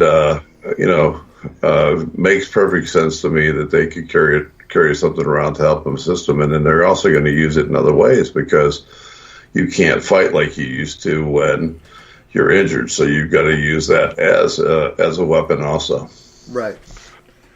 It's interesting, just from your talking about this and using weapons and giant rocks and trees and everything. I've been sitting out here in front of my place, right where I'm at right now, and I've got a big cement patio in front of me, and I've had little rocks, the size of your thumb, maybe your thumbnail or something, go skittering across the cement. They're coming from somewhere. They're not falling from the sky, but they're definitely not malicious. They're not trying to chase me away or anything. I think it's kind of like, hey, how you doing? Yeah. Rock gets thrown, it goes skittering across, like, what the hell is that? And you look and sit there, and you look over in the woods, you don't see nothing, you lean back again, here comes another little rock, just scooting across the ground in front of you, and it came from a certain direction. Right. But, if something could throw that, it could throw a big rock, and it didn't. Right, exactly. What they're doing is they're just trying to get your attention. They want your maybe they're just saying like, hey, well, I'm out here. If you see the if it continues up to the 5 to 10 inch rock coming your way, then I'd be throwing stuff back. Well, I think about how's your ammo? Right? I think about what we used to do as kids, and you'd go and you'd ring somebody's doorbell, and you'd go and you'd hide, and they'd come out exactly. and you'd be like, ha ha ha ha, So I don't know. There might be a little Bigfoot out in the woods going, hey, check out this human. Look he's looking all over for us. I think that could be a possibility too. Bunch of punk teenager Bigfoot. Right? They gotta have fun somehow. Oh, and about things Nick, you brought up about leaving things in the woods, and they'll pick up what they find. Right. It dawned on me, people always have these gifting sites for Bigfoot, and they leave out a ball or an orange or a little car or something. Why not leave out like a metal fence post for a barbed wire fence, a couple of 4 or 5 foot ones, just lean them up against a tree and see what happens, see if they get taken. And they'll be thinking, hey, thanks, look at this thing. All right. And then you get one thrown at you. I think more just to help Bigfoot maybe use that to dig with. Huh? What was that? they may use it to dig with. Right. You know. Yeah. Give him a hammer. I want to leave him some bolt cutters. We got enough fences around here that guy probably gets stuck every once in a while. Or would I be curious, Joe, since you've got the horse braiding, leave him some hair ties and see if they get used in your horse. Oh, that's interesting. Well, the horse is gone. Okay. He's buried out in the corral right now. Gotcha. Try to hear. But yeah, his mane was braided. I think it was 3 different times. I walked out and I looked, and I thought it was just tangled. And I got to looking at it, and this is woven. Somebody sat there and did this. And, there's no people around, so... Right. I'm about to say, you don't have any humans around you. No. The way I like it. Interesting. Well, I couldn't see humans coming all the way up to your bunker to braid your horse's mane. I mean, yeah, that's just... no. So yeah, a lot of fun stuff we're planning. Hopefully next year when events start opening up, because we had so many fun things. We were gonna, the Skagit County Fair. We were gonna have a booth at. We were gonna go to the Bigfoot Oregon Ghost Conference. Oregon Ghost Conference, Oregon Ghost Bigfoot Conference. Yeah, we had a lot of plans this year. And if we only could have seen it coming back in December when we did the 2020 planning show. That would have been a game changer. Who would have fuck all this? This is the Jumanji year. Definitely. We're only halfway through the year. I'm waiting for the asteroid. Oh man. Let's not go with that. I don't know. Please. Small golly. Ottawa, I wouldn't mind it hitting. Hey. Well, so what else we got? We have the Cascadia Subduction Zone. Volcanoes. We have Mount Baker, Mount... Yellowstone's going to blow. You think so? Oh, jeez. We're supposed to be getting some pretty gnarly hurricanes this year as well. But that's not going to impact us. It'll still impact us, even if it doesn't impact us. I mean... Oh, wonderful. Nikki's predicting a solar wave. 2 of them. Oh, that's an EMP. Yeah. Oh, well, we are in that 11-year switch over. Maybe we can get Skynet. I think they call that Starlink. Starlink. There we go. Yes. Yes, Skynet's Terminator, isn't it? Yeah. That's the next one. Same thing. Same thing, different name. It's good. Mm-hmm. We changed the timeline just enough that the name switched a little. So that's what I can't wait for, though. Because if we get Skylink, we can actually T-800s? Huh? T-800s? No, we can do Bigfoot trips up on the mountain and actually broadcast them. T-800s. Mm-hmm. If we get a solar wave or an EMP, we're not going to be able to listen to S4. Oh, you will. Oh, we will. We will find a way. So true. We will find a way. It'll be great. You'll see. You have to drive up to Eric's house and sit around his kitchen and talk. Yep. Yeah, absolutely. Hey, if we get it that way, well, we're going to make it your house, Joe. Believe me. I got room. Yeah, right? Yeah. We'll just head for the bunker. Yeah, exactly. But I'm not using the retinal scan. No. Hey, guys, you mentioned about this trail you're going to walk on, and you mentioned that there was some old train tracks around there and everything else, or used to be a train through there. Right. I would suggest taking a look and see if there's any old tunnels. Those are some of the most freakiest, spookiest things that you can find along the way. Those old lines that had tunnels running through them and everything else. And up in your area, that's, mountain enough. They may have carved one. And, I remember doing some tunnels. I've done one in Tennessee and done one up in West Virginia. And, there's some strange things that can go on there. A lot of hills around here. We don't have many railroads. We had one that went up over Donner Pass, but that's about it. Oh, man, Donner. Donner. Oh, yeah, You should Donner stay out Pass. of there. Let's not Yeah. go in that one. Yeah, that's just right up the road from me. So Oh, we're my Wow. vortex. I'm a fat Wow. guy. Y'all be the first one to get eaten. No, you know Yeah, what? well, I'd this- rather go to Donner than Diet Love. Ew. Oh, yeah. Yes, please. Yeah, that's another show we need to do. Diet Love Path? We need to do a show just on Diet Love Pass. Oh, man. Did you Wow. guys see the, movie that they made off of that? And it, all went weird time travel-y and, government conspiracy. And... And see, that's the yeah, thing. it kind of went off the rails. It did. It did. It was cool up until, half an hour before it was over, and I was like, what is this? Well, we got a new show out on Netflix that's probably going to give us a few new topics. What's that? Unsolved Mysteries got a reboot. Are you serious? Yeah. Ooh. Really? It's on Netflix? Yeah, the first 6 Really? episodes came out July 1st, so I'm probably going to flip to that Oh, wow. after the show. After the meeting. That's We're going to gonna be a have to good check one. that one out. So who's hosting that one? No idea. It can't be the same guy. I think he's... Robert Stack. Isn't he dead? Robert Stack? Oh, what? Well, I think so. That's the interesting part. That's part of the Unsolved Mysteries. He's on EVP. Oh, Yeah. wow. It's him and Leonard Nimoy. Hey, now. I'd watch that. So that's what I need, because I need to get a spirit box. What do you recommend for, I want to get an SB7. Is there any favorite spirit boxes that you guys use? Yes. No. No.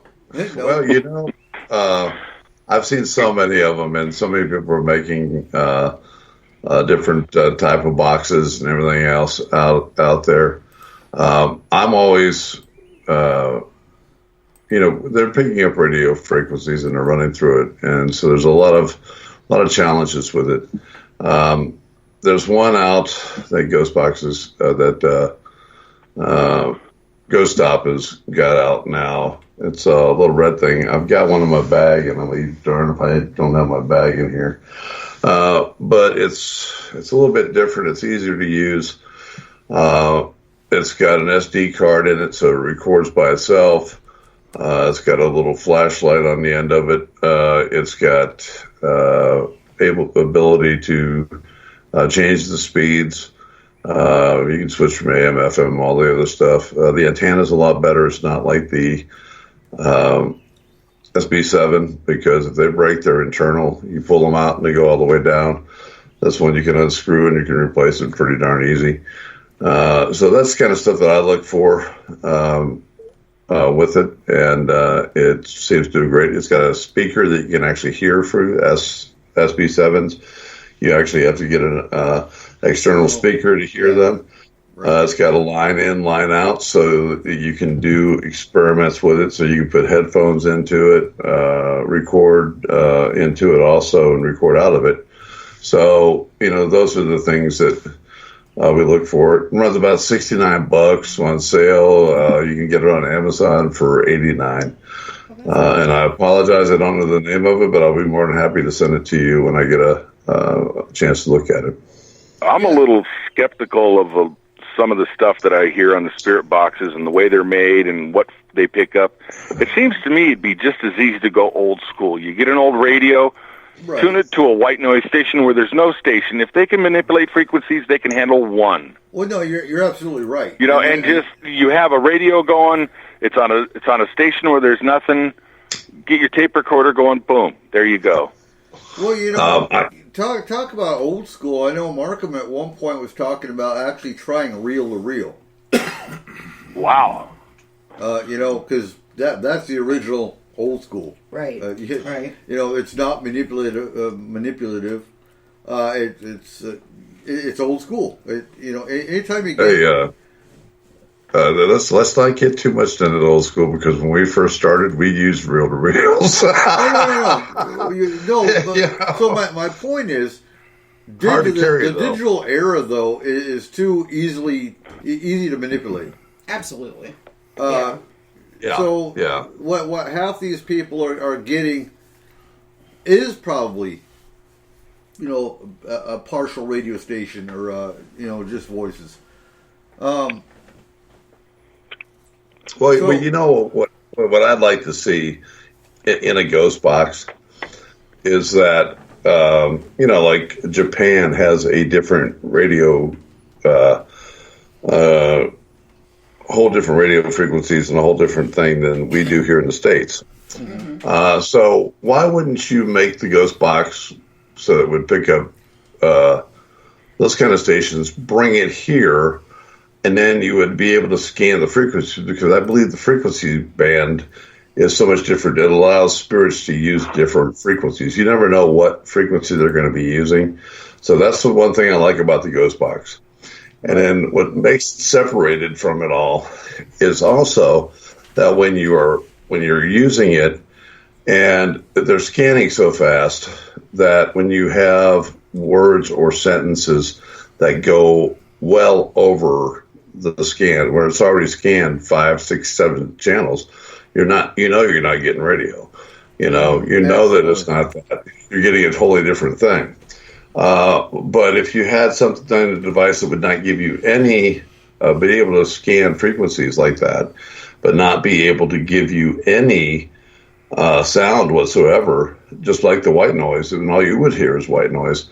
But then it gives them something to be able to use through that frequency and through that vibration to be able to communicate. Because if you just use one channel, you're locked on that hertz. You're locked there. So that's the advantage of having a scanning device that scans all of them, because who knows what they're going to use to communicate with.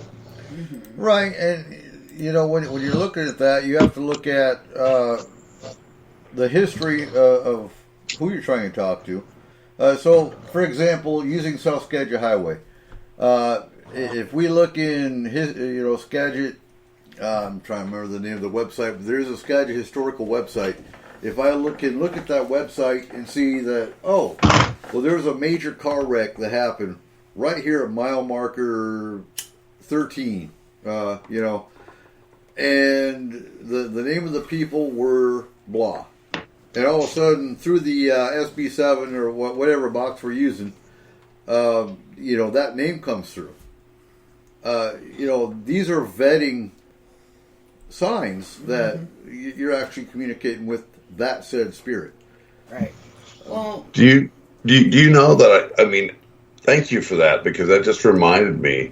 I was at a location and up in northern Kentucky. It's called Benton Farms, and they were doing a ghost box sessions up there. Okay, and during this ghost box session, there was a terrible wreck. And one of the things about spirit boxes or any kind of spirit communication is, don't get locked in that you're only talking to the thing in the house, because what you're doing is you're opening it up to everybody, everything, right? Whatever's in the area. You could talking. Somebody could pick up the wave and the frequency and be talking to you outside down the street 2 blocks of the house next door or anywhere like that when you're doing it. Right. But they had an accident and a person was killed, and on the ghost box it kept on talking about this accident. And then it was verified and proved that the next day that the spirit died, and the name of the spirit came through on the box also. Mm-hmm. And so, that is a cool thing. And thank you for reminding me of that. And I wanted to share that with you. I apologize, but I thought I would take credence to it. I think my problem so you have spirit boxes, and I can't remember the name. There's another device that a lot of groups use that is just a word generator. I don't trust word generators, honestly. Yeah, Ovilus. There you go, Ovilus. Mm-hmm. Right. Now, some groups, I'll admit, have gotten great, great results from them. But again, I see them as being too manipulative. You have Google. Google's always looking. If you don't turn Google off, Google can throw, something that came out from a newspaper report that, I'm surprised Google ain't talking right now that you said Google so many. Right, yeah. Hey, don't worry.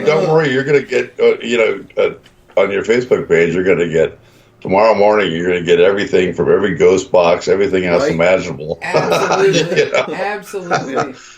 But I'm sorry. I don't mean to talk so much, but no, you're fine. when you mention that kind of stuff, I just go back to the thing that says, damn it, I lost my train of thought trying to apologize so much. Go ahead, I'll come back to it. Damn it, I'm getting old. You and me both. I've got another good 10 years Quick of question. S4 in me, though. What's up? I was just thinking about all the high-tech stuff you're talking about in the boxes and all that. And well, when you go on your walk on the highway, are you doing that during the day or are you doing it at night? And do you have any night vision? During the day. That highway in itself is pretty damn dangerous even during the day. Yeah. I would not want to be hiking it at night. No. Yeah. And that's the only reason we're doing it during the day because, it's very curvy. It's right next to the river at points. It's narrow at points. They seem to give a license to anyone in Washington State. Yeah, so just based on really the danger of us even walking on it with a truck, tailing us, it is risky in itself. I mean, I've even got locals that are messaging me wanting to go with us, and I haven't told them yet, but it's only going to be Kayla and I walking because of that fact. You've got the COVID distancing thing you have to watch. You have dangerous drivers you have to watch. So based on that alone, no, we're only doing it during the daytime. It's only going to be the team doing it. Yeah.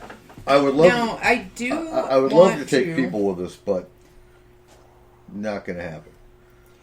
I do want to head up on to Cumberland, just the beginning part of Cumberland as you go up. I would like to do a night session there, just so you get the difference between the night and the day. Oh, absolutely. And there's a couple of other places that I definitely like to do a day versus night session. Somebody mentioned Finney Creek as well.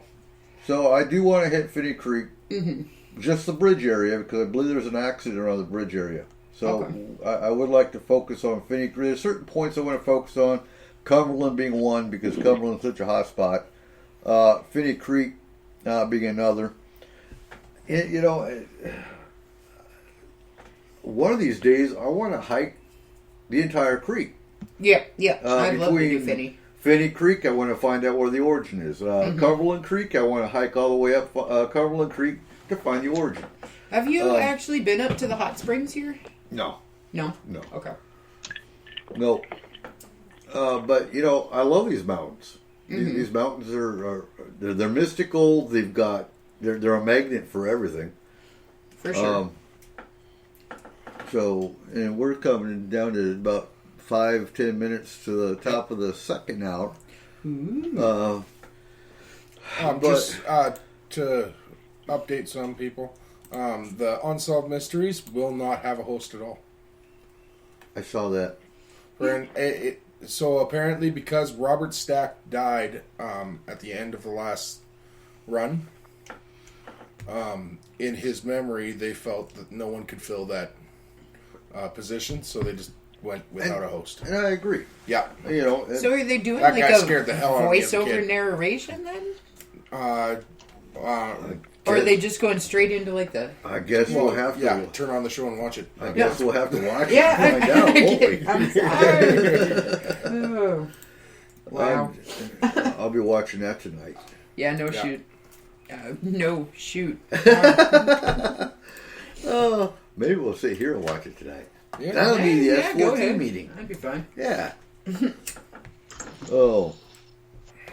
And then, so I think in 2021 we're going to Joe's Bunker. Yep.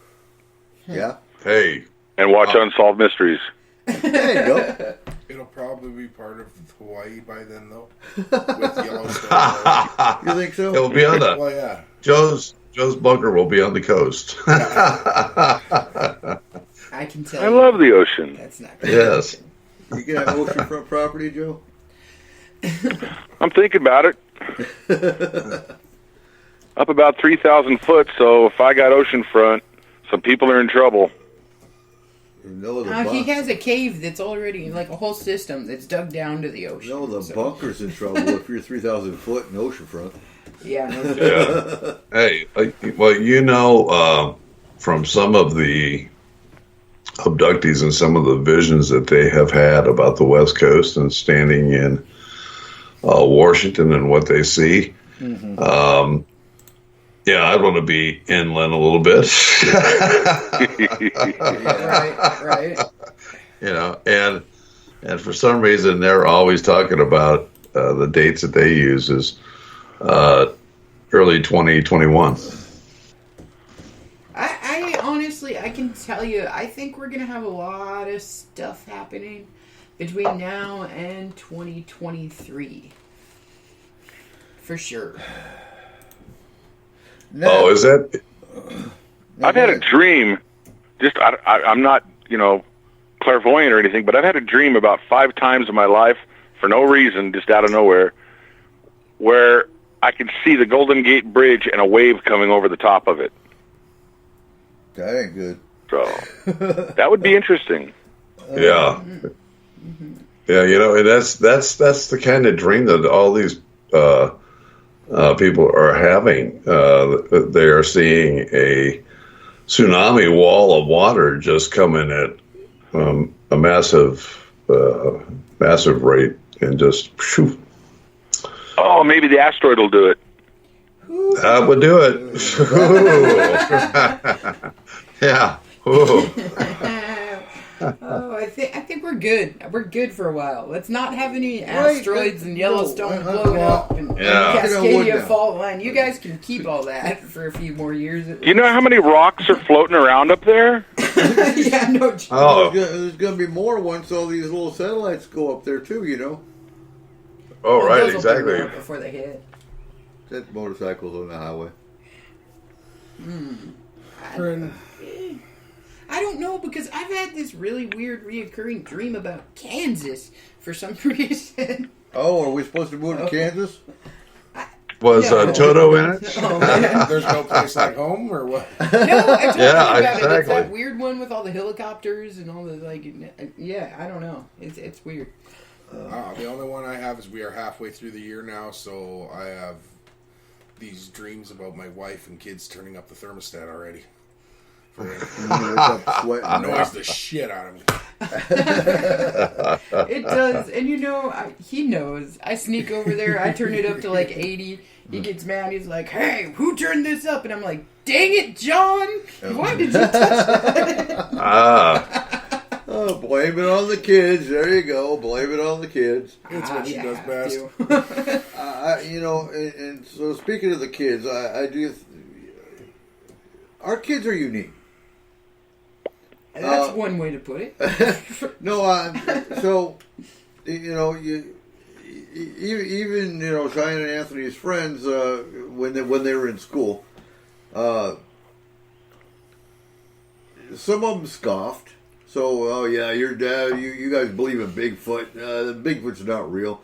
But you got the other kids that are going, I want to hear more. And they even have their little friends that wanted to join the FMP junior team. So, I mean, our kids are unique in that, yeah, they have an open-minded life. Well, I think when you give them the opportunity to think whatever way they want to think, and you don't stifle their ideas and call them stupid for having them, right, then they are able to see things that a lot of people won't, and do things that a lot of people won't.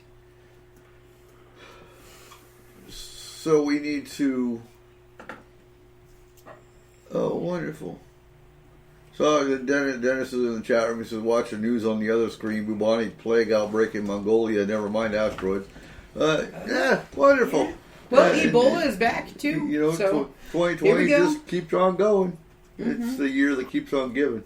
Oh, yeah, and there's some new strand of swine flu that they found. I think, yeah. You heard something about that? Yes. So, for all of our listeners, if you have bacon in your house, it's probably got that flu. You send it to me, I will dispose of it properly. Absolutely. Absolutely. I heard that too, but I also heard that if you cook it, that'll get rid of it. If I cook it. If they cook it themselves, still got it. Yeah. Right, so send it. Well, yeah, there you go. You know. Who buys pre-cooked bacon? There was a movie that we watched. What was that? It was called Pandemic, I think. Honestly, it was where the reason that this whole flu spread was a guy that was cooking a pig in a casino. Yeah. And he came out and he shook hands with somebody, and that it just spread all over the world. Right. Can we do that? So Dennis is saying this swine flu is not as dangerous as first reported. So, yeah. Okay, good deal. It'll be a non-issue. Can we go to a casino and just cook a pig randomly? Like, are we allowed? no. Oh, Sounds good to me. yeah. Like, Oh my god. So that's what's interesting too is that you guys went to the casino and they actually had facial recognition software. yes. Yeah, that was actually really weird. super weird, super bizarre. But yeah, But I know they. It was what casino was that? Silver Reef. The Silver Reef in Bellingham. They're doing an excellent Ferndale. job of all the social distancing things. It does make it really hard to enjoy that because the whole thing like you can't be around people while doing it, so you're just sitting there staring at one screen. There is really you're not able to talk. Friend, you can, but you got to yell at each other because you're so far away. So, but they were doing a good job to still stay open, but keep everything safe. Honestly, I They felt doubled their safer in drink- there than I felt like going shopping. You know how they got the drink girls that walk around, the waitresses, Right. friend. So they doubled that staff, and half of them aren't carrying drinks; they are carrying disinfectant. So you walk away from a machine, immediately one of them goes to the machine. They wipe it off. They wipe the seat off. Everything. Well, get it. I haven't been in a casino lately because of the COVID thing and all that, but Right. it bothers me because I'm a blackjack player. I'll sit at a blackjack table all night long, Oh, yeah? and I don't think you can do that. Yes, you can. Actually, They have glass around the entire table, and the only thing that is actually allowed on the table is your hands. You're blocked off from the entire group, and then I believe they're using microphones at the tables so that you can. Yeah, but you got to touch the cards. Yes, and so you're the only one touching the cards with the dealer. I don't know where that dealer's been. So and then with that they are. I think they're like every game is a brand new deck. Oh, we do have to go to our last break. Yeah, it's oh time wow, for our it's already last break time. Yes, so When we come back, we'll go into the creature battles, and then we will carry on with S4 4th anniversary. absolutely. Here is Hell Within from Crypt Amnesia. You are listening to S4 on Spreaker.com.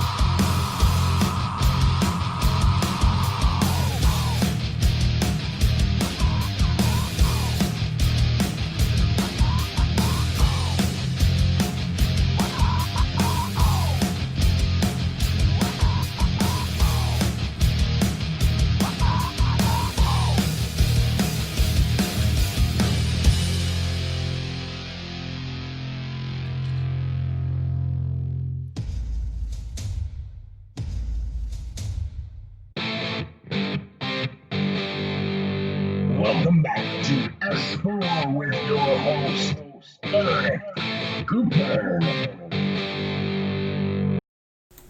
And welcome back to S4. Tonight it is our 4-year anniversary show.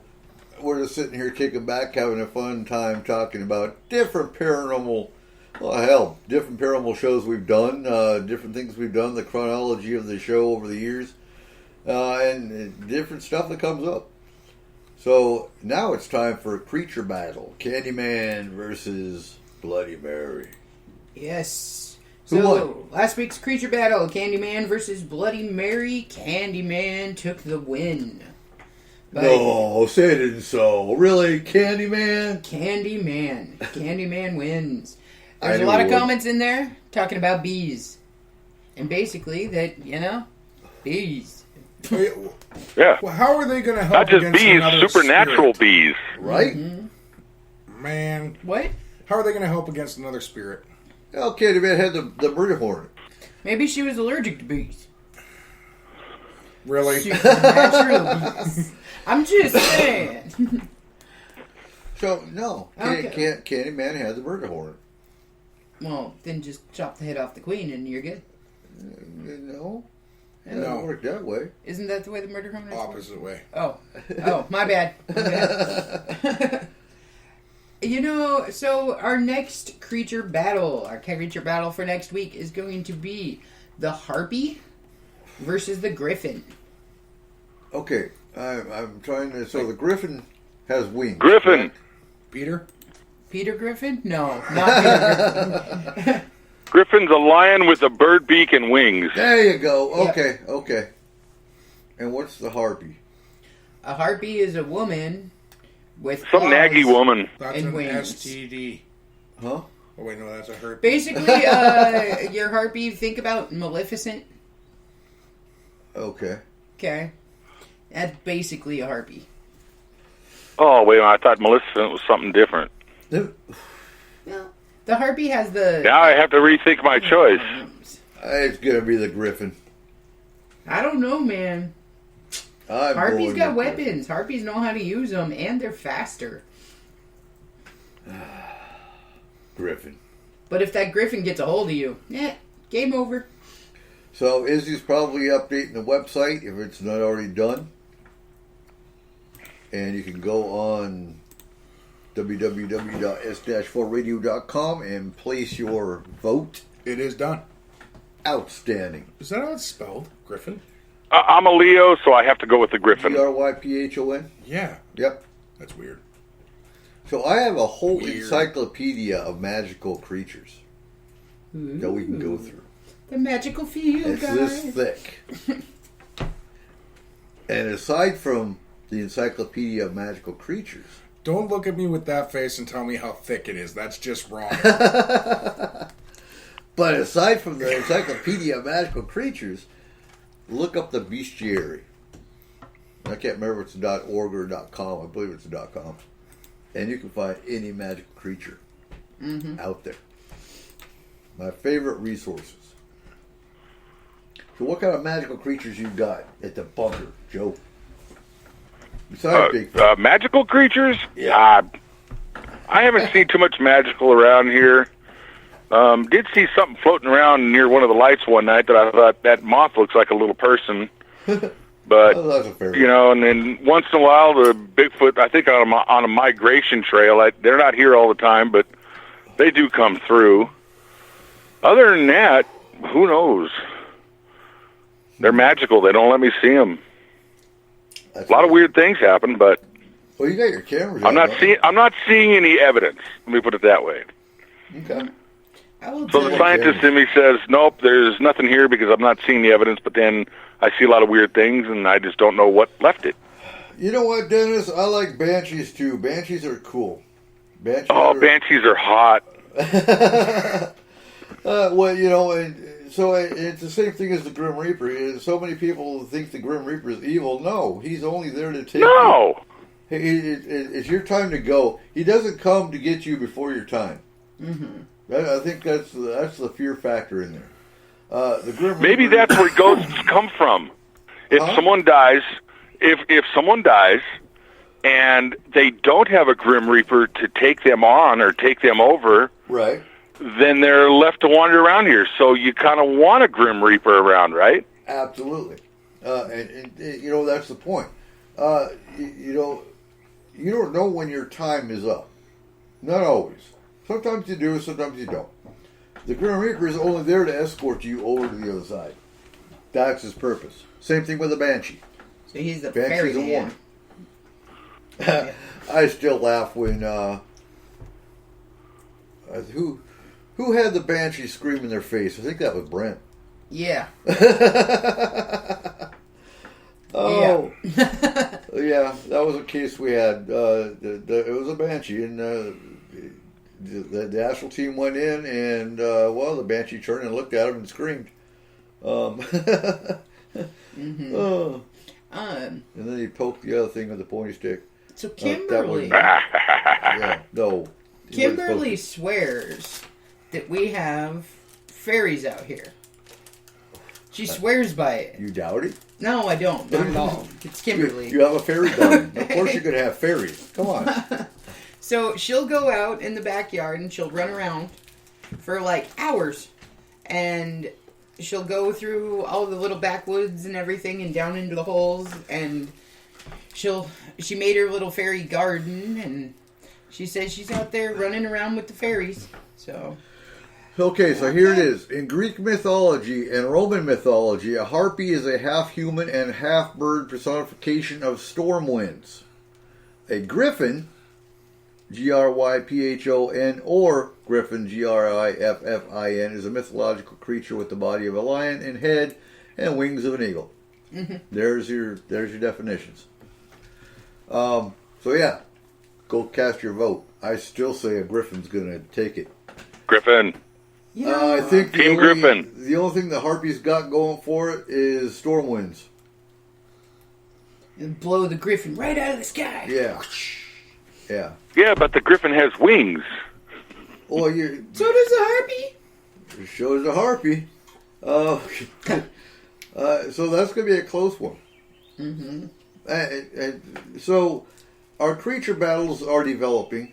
Yes. And as they develop, they will get closer and closer to equalized skill. battles. Yes. Skill. Yeah. So what is your favorite mythical creature, Cole? My favorite mythical creature? Uh-huh. Friend, it would have to honestly be Nessie. Really? Yes. Nice. Seriously? I like a lot of this monster. Cool. I like gargoyles. Ooh. I've always liked gargoyles, though. I want to get gargoyles. They're always too stoned. Until they don't need to be anymore. I gotta say, my favorite is Silkies. Silky? I like Silkies. I think those guys are cool. What about you, Joe? You got a favorite? And for our listeners, Barry had to go. He work called. He had work to do, so he won't be with us the third hour. But he will be with us in 2 weeks for Roundtable. Yes, as will Joe. So, what's your favorite mythical creature, Joe? I've been sitting here going through them, and I keep thinking, well, I like this one. I think, well, no, that might be real. And I like this. No, that might be real too. I'm thinking purely Now, are you thinking purely mythical, as in it really doesn't exist, but you like it? It could either be it really doesn't exist, or you like it, or they would classify it as mythical. Yeah, either way. Well, people classify Bigfoot as mythical, and that's definitely my favorite, hands down. Okay. If you want to go really, really mythical, something that just doesn't exist, a Teenage Mutant Ninja Turtle. Those exist. I found them. I mean, they're ninjas. They like pizza. No one's ever seen one, you know? I just said I found them. I was 12. They were in the sewer. Well, yeah. They even left some pizza down there for me. And Dennis and Izzy love Cerberus. Ooh, that's a good one. If I was going to go Greek, it would honestly have to be the Hydra. The Hydra? Hydra. Hydra, okay. Oh, no. Minotaur. So, Minotaur. with S4, Klingon. with S4, Klingon. There we go. with S4 Future. One, the future of S4, we do plan on getting some more studio equipment. Yes. Absolutely. We do find the way we are, but you're always striving to improve when you do a show. Especially when you have a show that's not going, it's not going away. We're actually going to get better. I've never, as with a lot of stuff. So you look at the Upburger Group; it's got 6,000 people in it. I never ever dreamed. You look at numbers, you're like, oh my God, we have that many people up river? No, we don't. You look at FMP. I've never dreamed we would get 13,000 people. S4, I never thought it would be terrestrial. That's not why we did it. So do I want to go out and get more terrestrial stations? Not really. I'm happy where we're at. But when it comes to advancing, I guess on platforms is what you look at. Sound quality. It'd be. I know you're gonna scowl, but going video would always be cool.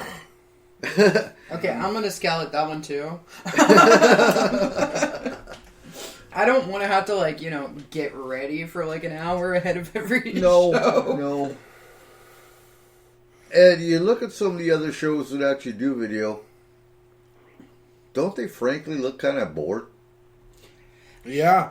Through half of it, they do.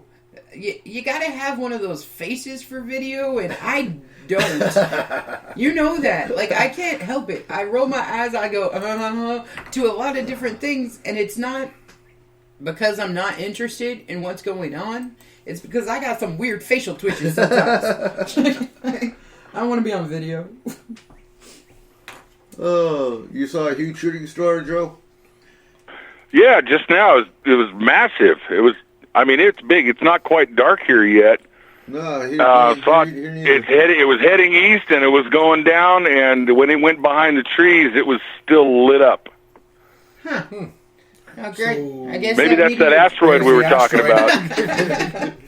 Dang. I thought we had at least a couple more weeks. Coming to you live on S4, the asteroid is... No. Just joking. No. We're just joking. No. Ooh, the Kraken. I think we're okay. I don't see a mushroom cloud on the horizon, so... Good. Good deal. And that comes to you live from our report at the bunker in California. Absolutely.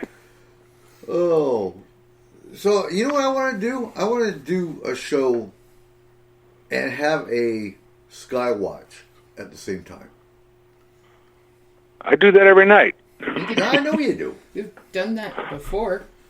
That's what we used to do every week.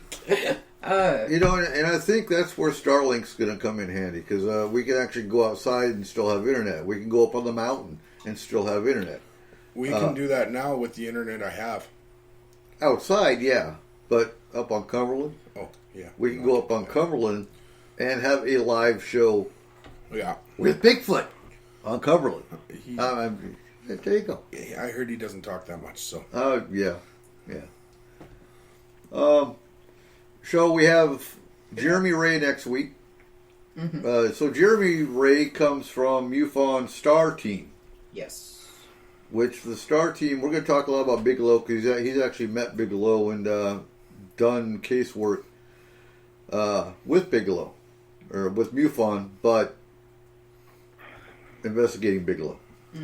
So the Star Team, from what I understand, with MUFON is kind of like a Special Forces version of UFO investigation. So it's going to be interesting. And he'll talk about whatever we want to talk about. Definitely, I'm excited for that. Always great when you have a guest that they want to talk Bigfoot, we can talk Bigfoot. You want to talk aliens, we can talk. That's the kind of guest you want. Yeah.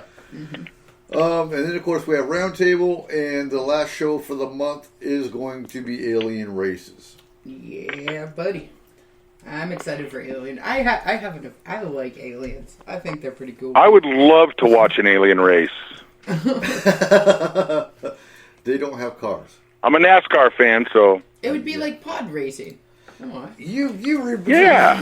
Yeah. You're one of those people in Independence Day that's on top of the skyscraper going, aliens, we love you, aren't you?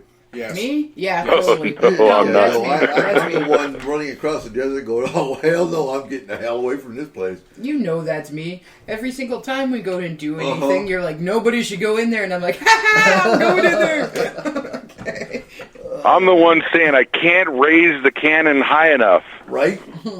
I can't get enough elevation on this thing. And you know, so I'm on the fence anyway, because I know there's races out there that are here to help.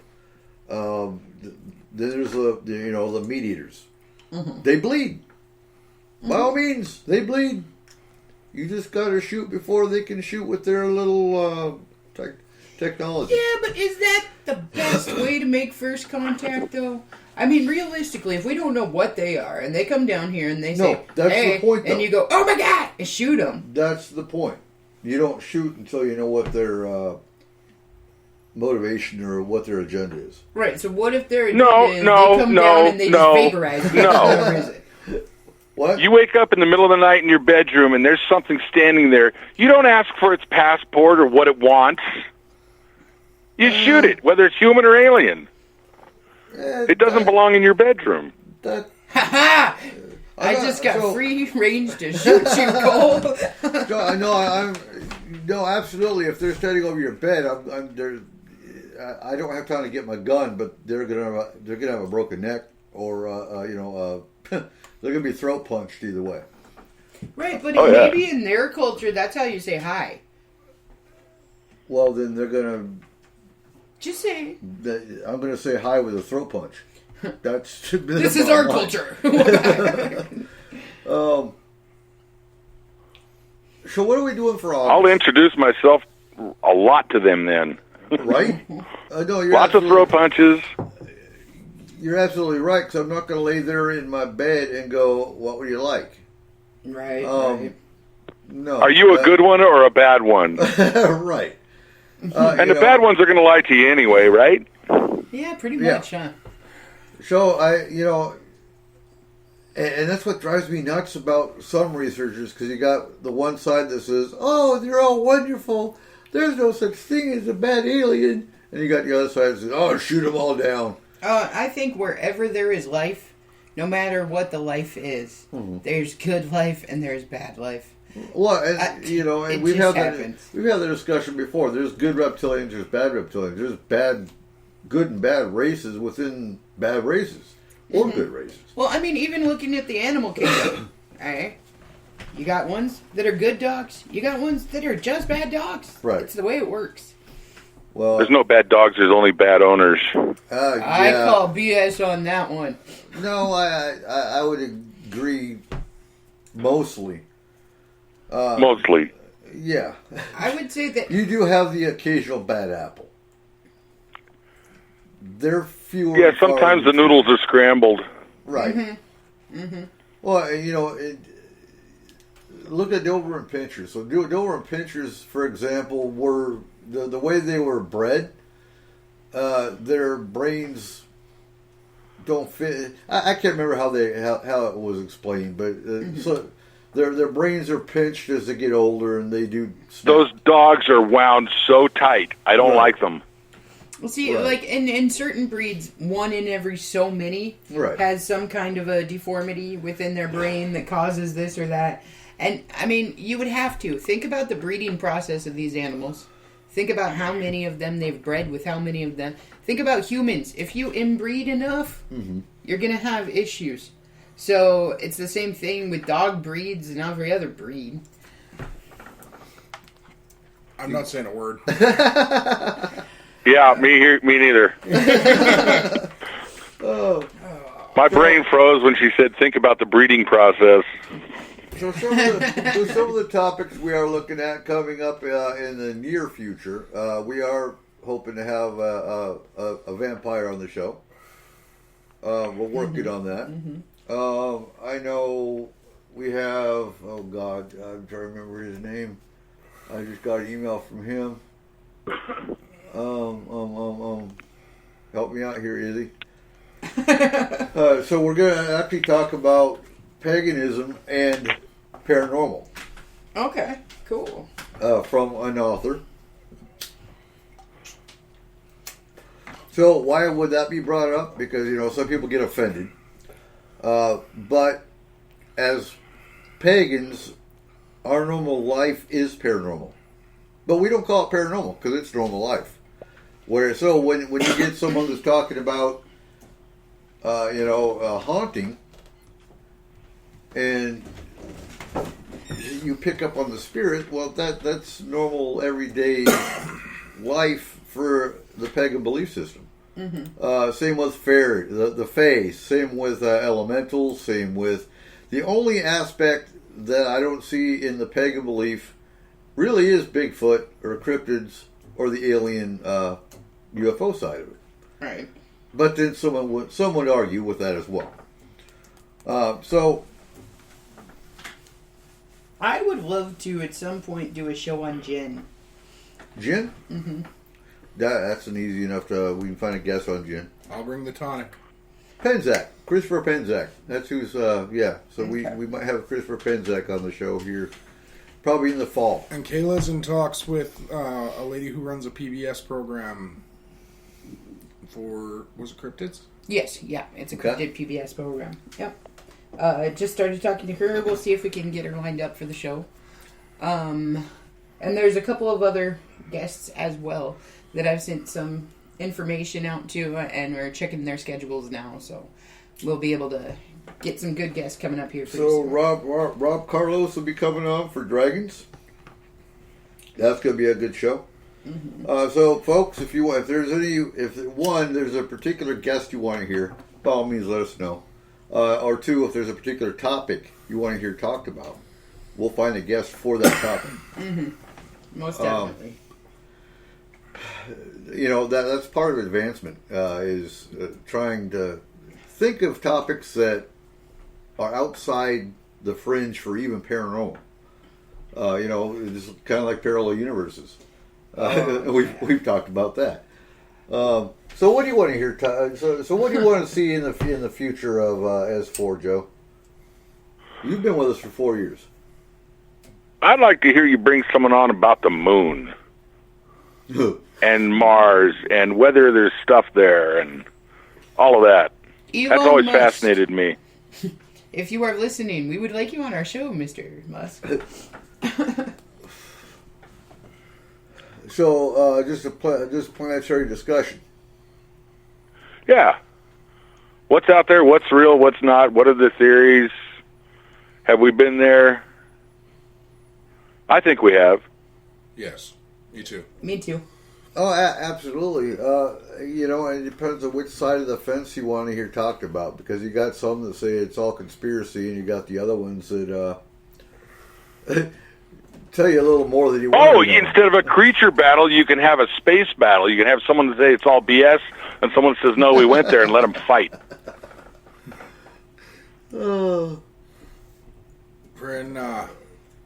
Izzy said she missed the last 10 minutes. So, Izzy, just so you know, in the last 10 minutes, we have decided that we're getting an Apache helicopter. Also, and a Striker. You are coming to Kentucky with us. Yep. The Apache. Yeah, you're driving. And me and you have decided and volunteered to go into the cave system and find a rake. We're going to capture one? Yeah, we have to. And we got to take it to Joe's bunker. Okay, whoa. We're going to Kentucky to capture a rake, and then we're driving said rake all the way to California to a bunker? Yeah. Yeah, what could possibly go Cross-country. wrong? I don't like it. Oh, that's where your dream about Kansas comes in. Right? We're going to get annihilated in Kansas. No, that's where we're going to pick up the dinosaur. Oh, okay. I was just thinking about your creature battles, and you mentioned dragons. I was trying to think of something that would beat a dragon.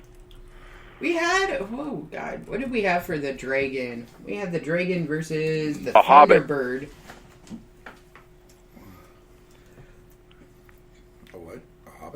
A hobbit? A dragon versus Didn't a hobbit kill Smog? Yeah, well, Did he? kind of. No, Not no, it was really, the though. human. It was the human that actually finished him off. Oh, that's right. But he wouldn't have been able to get there without the hobbit. Right, the hobbit let him know the info. Mm-hmm. You know, we still need. Oh, speaking of all the, you were talking about the wraiths and the brownies and things and all like that. I do have a question for you guys. What? It's fire season here, and I've been spending the last couple months. I've cut down a lot of trees. I've been tearing up brush. It's all ground and gone, and I mean, I'm really tearing up the forest because of the fire. Mm-hmm. I don't want it getting here. Should I expect anything from your little forest buddies? You could. Definitely. My suggestion for that would be honestly to set up an altar site and make sure that you actually leave something on it. Yeah, I've got a couple of big stumps that I've left. They're like a big table I could use as, Perfect. offering sites. Like, That's what do I put out there, That's perfect. And cover the top of the. I'd cover the top of the stump with moss. Yeah, and they definitely love shiny small objects. Marbles. Think, marbles are good. Think Bigfoot, but on a smaller scale.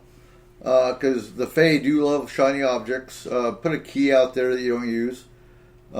Put any jewelry you don't use. But make sure that you're doing yourself a favor and you're checking that out every couple of days. Yeah. So that if it is gone, you are replacing it with something else. Because they will get upset if... Oh, so it's like feeding the animals. Once you start, you can't stop. Absolutely. Yes.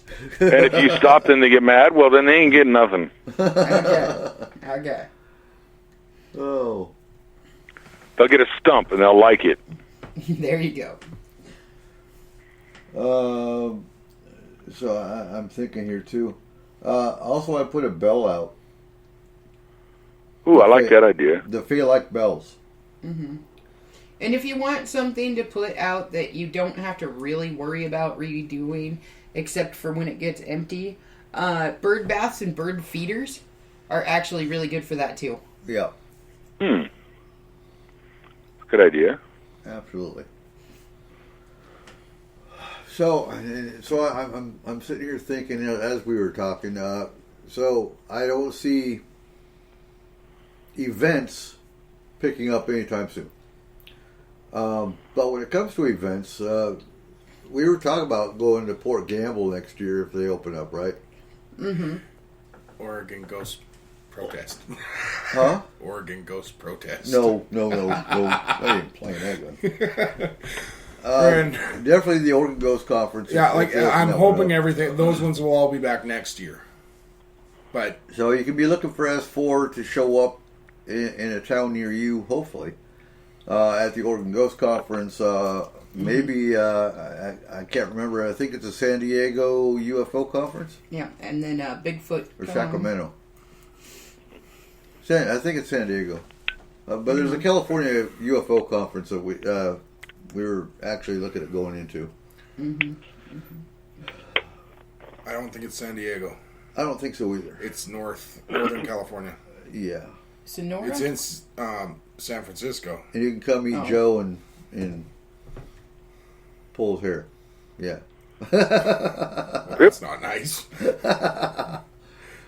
You still with us, Joe? Buy me dinner first. There you go. Nah. No? You're not going to buy him dinner?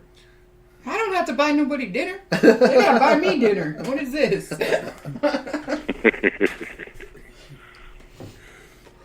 And I think honestly, I think we've all had different perceptions of what the future will hold. But I think for the most part, it will go back to normal soon. When I say soon, that means within a year, not next day or tomorrow. That's the thing. So they... Hi, Tony. Hey, Tony. Holy crap. Missy Tony. So, if you're in the chat room, Tony LaCroix is part of our old Astral team. Glad to see him in the chat room. I see him listening. And so, if you remember right, I remember hearing them talk 18 months to clear this to begin with from the beginning. So, well, look at the history of virus. Look at the history of plague, all of this stuff. In order to actually make a sufficient vaccine, it's going to be years in the making before that happens. But in order to have what they would call, I guess, herd immunity, or enough people that were infected or any of that kind of stuff, you're looking at around 18 months. Yeah. So for all these people, and I'm not gonna even talk about the whole COVID thing. We've talked about that enough. If you really want to hear about, and so much has changed. Even if you go back and listen to the first couple of COVID shows we did back in February, March, not much has changed. Wear your mask. Do your thing. Do your thing. Stay home. And even eventually that will come to an end. It will, but the attitudes need to change, or this ain't going away. Oh, yeah. That's the bottom line. The whole thing doesn't bother me. I've been on lockdown for a couple of decades now. Right. Well, so here's what I'm thinking. Here's what I see in the future. I think that, like I said, we're going to have a rocky go here until about 2023. And then Yellowstone explodes. No. Because it always happens like this. Okay? Every time that there's anything that impacts the world in a huge way, you got at least 2 years of recovery time. Right. So until 2023, 2024 is all recovery time still. And then we'll get back to our normal everyday, or what has become our normal everyday by that point. So I'm going to say 2023, 2024, and then this will all have blown over, become a thing of the past, and we'll move on with our life.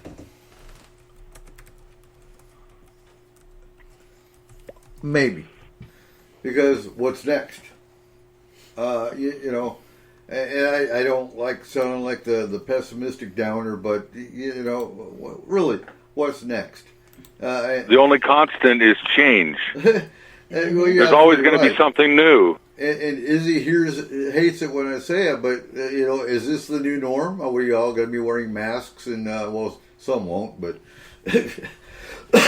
are masks and social distancing the new norm? Well, even if they are, if you think about it, through the generations, several things have become the new norm. Mm-hmm. And at this point, we don't even think of them. We don't think of them anymore. Nope. Okay? Wearing a bra. When did that become the norm? Right. I haven't worn a bra for years. Something as simple as putting on socks. Well, we never used to do that. Now we do it every day. We don't even think about it. It just becomes another I always part. do, just because you're the flip-flop weirdo. Right. But I'd say, all of these things, it just becomes another part of society. Another part of what is going on and what happens. So. Dennis says, don't knock my bra. Oh, I'm not knocking it. You ain't going to see me with that one. So. But yeah, every major event, this will be considered a major event, has brought about change in a cultural norm. Well, look at how much changed when 9/11 happened. Look at how much changed since then. People don't really think about it, but there's been several changes since then that have dramatically impacted the way we live. Right. Same thing with how about the expansion of the internet? Yeah. Can you imagine if there was no internet right now? Exactly. But it's normal now. Right? Think about, if you go further back even, the Industrial Revolution, look at how much that changed everything. Mm-hmm. That is one thing that's never going to change is change. And not all of it is going to be bad. Some of it is. Dennis says 9/11 in airports. Well, 9/11, I think one of the big changes, too, was Homeland Security. Yeah. Homeland Security was born after 9/11. Oh. And so that's where your TSA came from. That's where your airport security came from and whatnot. TSA is more than just airports. It's your air marshals, it's your ports, it's your highways, it covers everything transportation. Well, I mean, as you advance as a culture, your ideas and your thought processes have to advance with them. But with that, didn't that advance fear? Potentially. It depends on which side of it you look at, and it depends on what you actually take as being truths and what you take as being false. Mm-hmm. Now, it's not some always changes gonna are be good, change. some changes are bad. Right. One that I really, really hate is music videos. I remember when music was just music. MTV. Right. MTV went away. MTV was the best thing. It was great. So, okay, last night at my mother-in-law June's house, when we all went in, everyone was going to bed, we were looking for something to watch, and we went straight to MTV because she loves the show Ridiculousness. Okay. Yeah, of course she does. We went ahead 4 days. There is 2 hours in 4 days that MTV is not showing Ridiculousness. Are you serious? That's all that's on there. Yeah, and it was some new prank show. And I'm like, oh, you know what?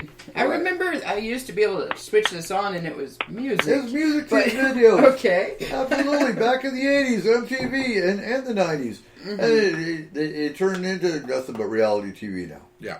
Yeah. You know, But now even that's gone. Like because no one watches those shows hardly. Well, it if should you be on notice, TV. if you Not on notice TV. now It's not too, music.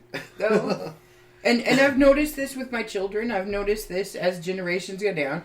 Our attention spans seem to be a hell of a lot shorter with each generation. Mm-hmm. Yeah, What they're we about actually 40 sit seconds there now. and do, and for the kids, for my kids, they would much rather go on and listen to something on YouTube or watch a Vine and laugh about it than sitting there and listening to a comedian or watching a movie.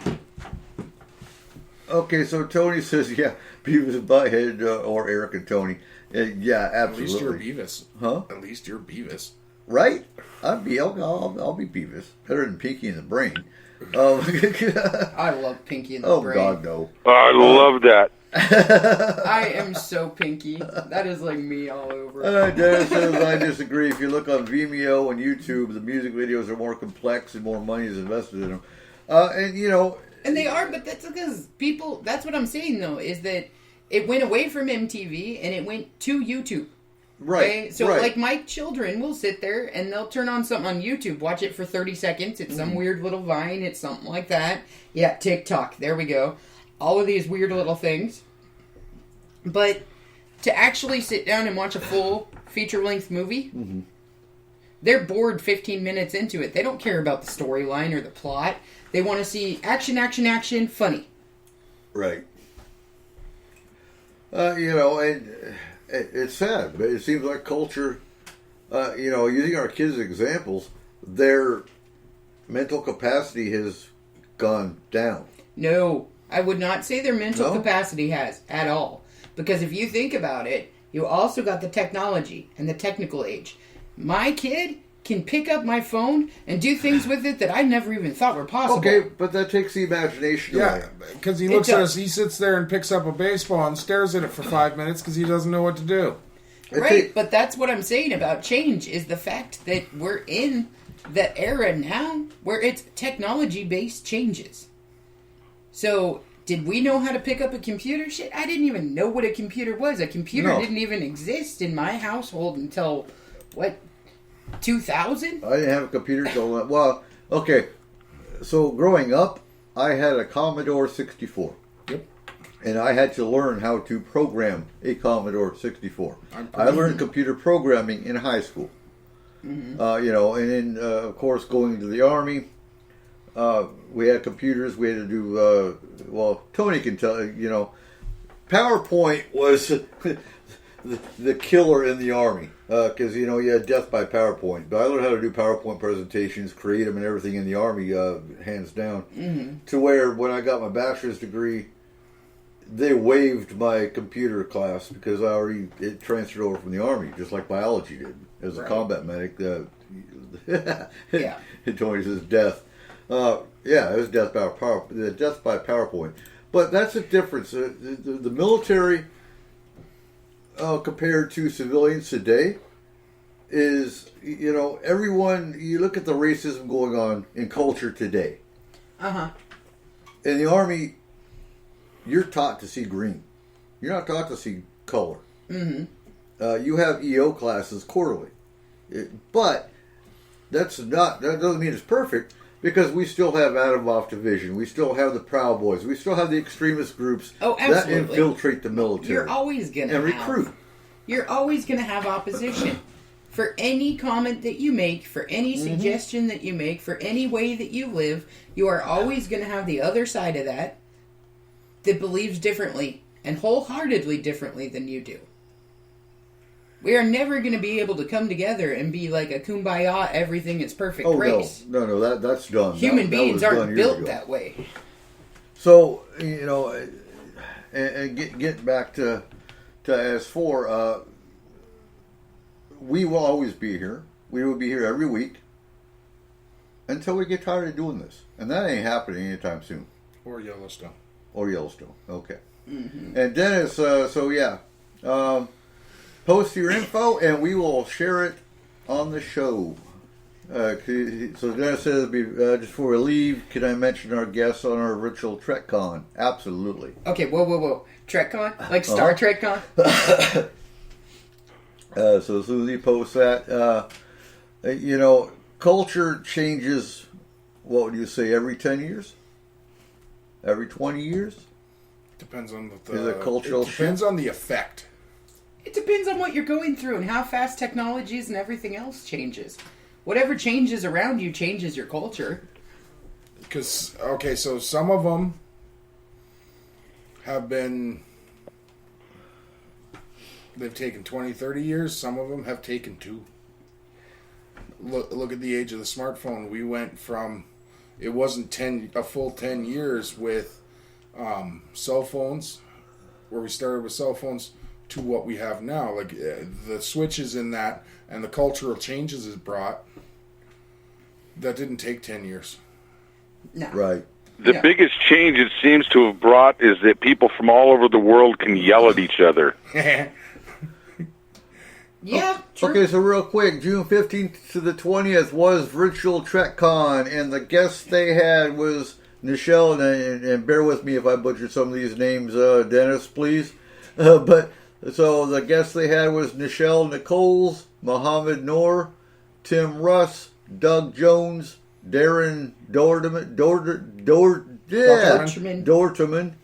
Andy Robinson, David Benjamin Tomlinson, Max Grodlinchik, Raven Dowda, Mary Chieffo, Robert Hewitt Wolf, Jason Matthew Smith, Dar Shu, Armin Shimmerman, Aaron McDonald, Doug Drexler, Thomas Suppernant, Gary Graham, Tracy Coco, Hannah Hate, Ryan Husk, Robert Beltran, Darnell Davis, Nana Visitor, Sirach Lofton, Rico Anderson, Alexander Siddig, and Stephen Bear and counting.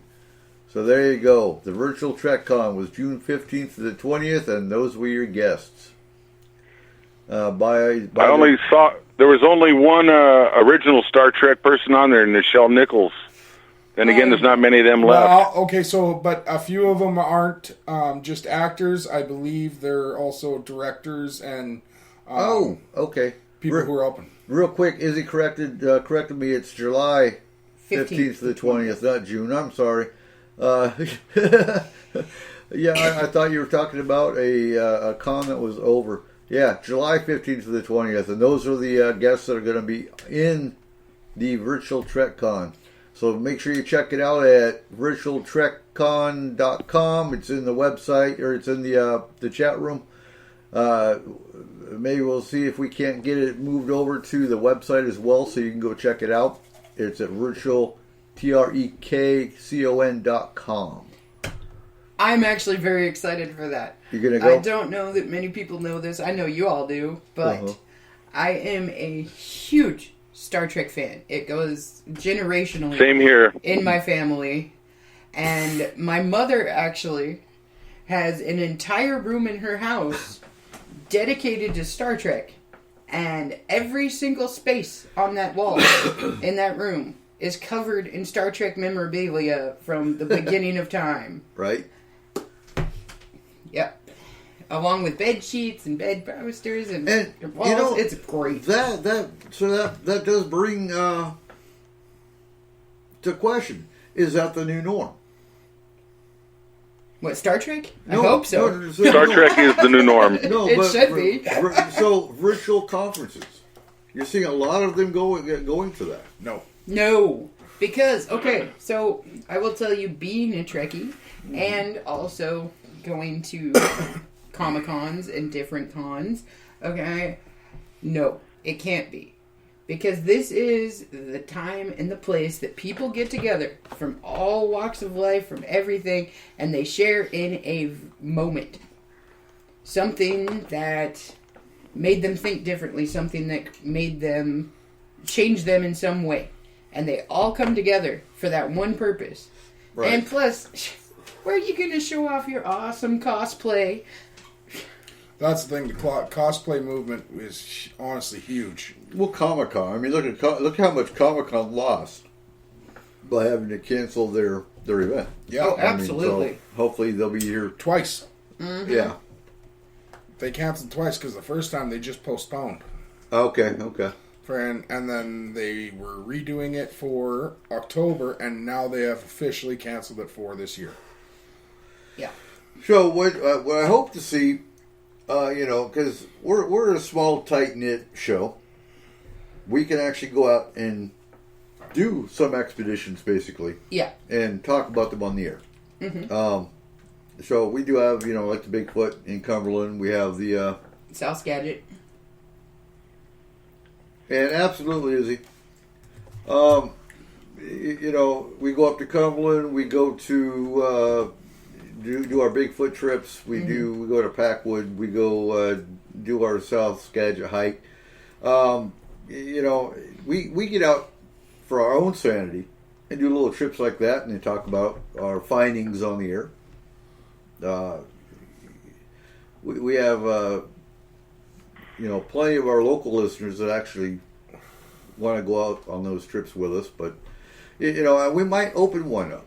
We might open one up like up on Cumberland. I would say in current climate, probably not, but give it a couple more months, and as long as everything starts settling down, then I don't see why not. But like the South Skagit trip, no, that's just because it's too dangerous. That's too dangerous of a highway. And by all means, Dennis, if you want, you do a lot for this show. You do a lot of promoting for this show. Talk to Izzy, and we'll get the TrekCon put up on the website. So next week we have Jeremy Ray talking about the MUFON Stars team. A lot of talk about UFO and aliens and some of the stuff that MUFON's done. More talk about Bigelow, and then of course we have a roundtable, and then we have alien races, and that's going to wrap up July. What? No. What? You missed roundtable. I said roundtable. Well, Yeah, you I missed just weren't roundtable. listening. I kind of missed everything after Jeremy Rick, because after that we're going on vacation and. Yeah. Yeah, no, you know what? I need a vacation. I'm very going in the hot excited tub and I ain't for coming up for 3 days. Oh, God. I'm going to be done. You are going to look like a California raisin. Don't do that. Joe, I'm coming to you. You know what I want to see in the future? We need a coffee shop. Hey, no, nope. I have an Shush. idea. I have an Shush. idea. Don't go down here. I have an idea. Hebrews.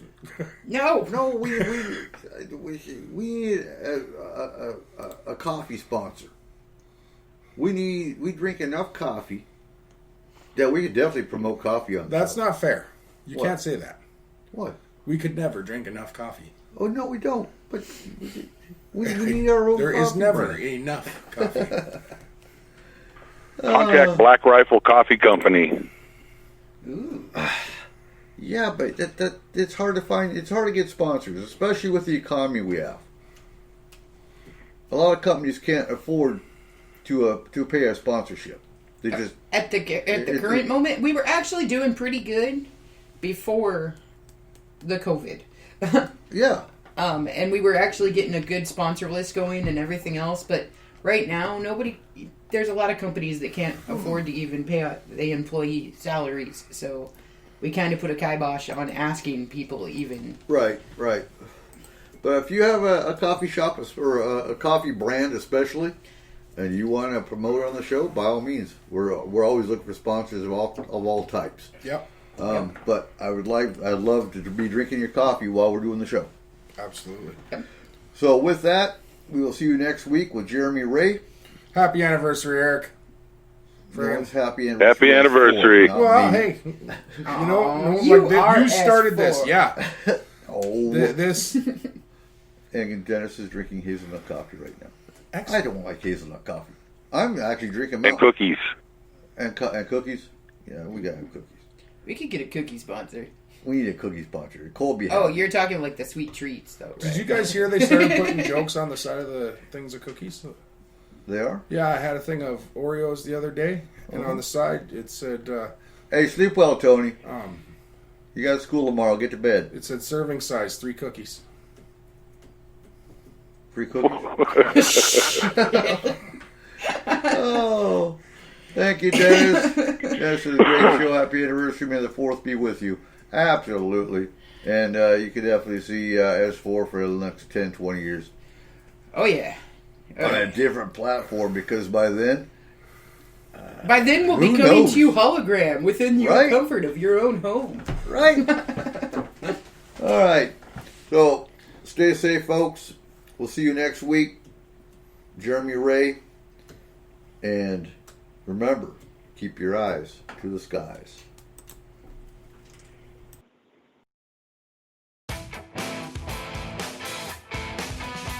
Ladies and gentlemen, thank you for joining us tonight on S4, the official voice of Forest Moon Paranormal. You can contact S4 through our website at www.s-4radio.com or on Facebook. Make sure you give us a like on our page and join the Forest Moon Paranormal group. If you are interested in advertising, take a look at our packages and contact Cole or Eric at 1-360-999-2830. Again, thank you. And remember, keep your eyes to the sky.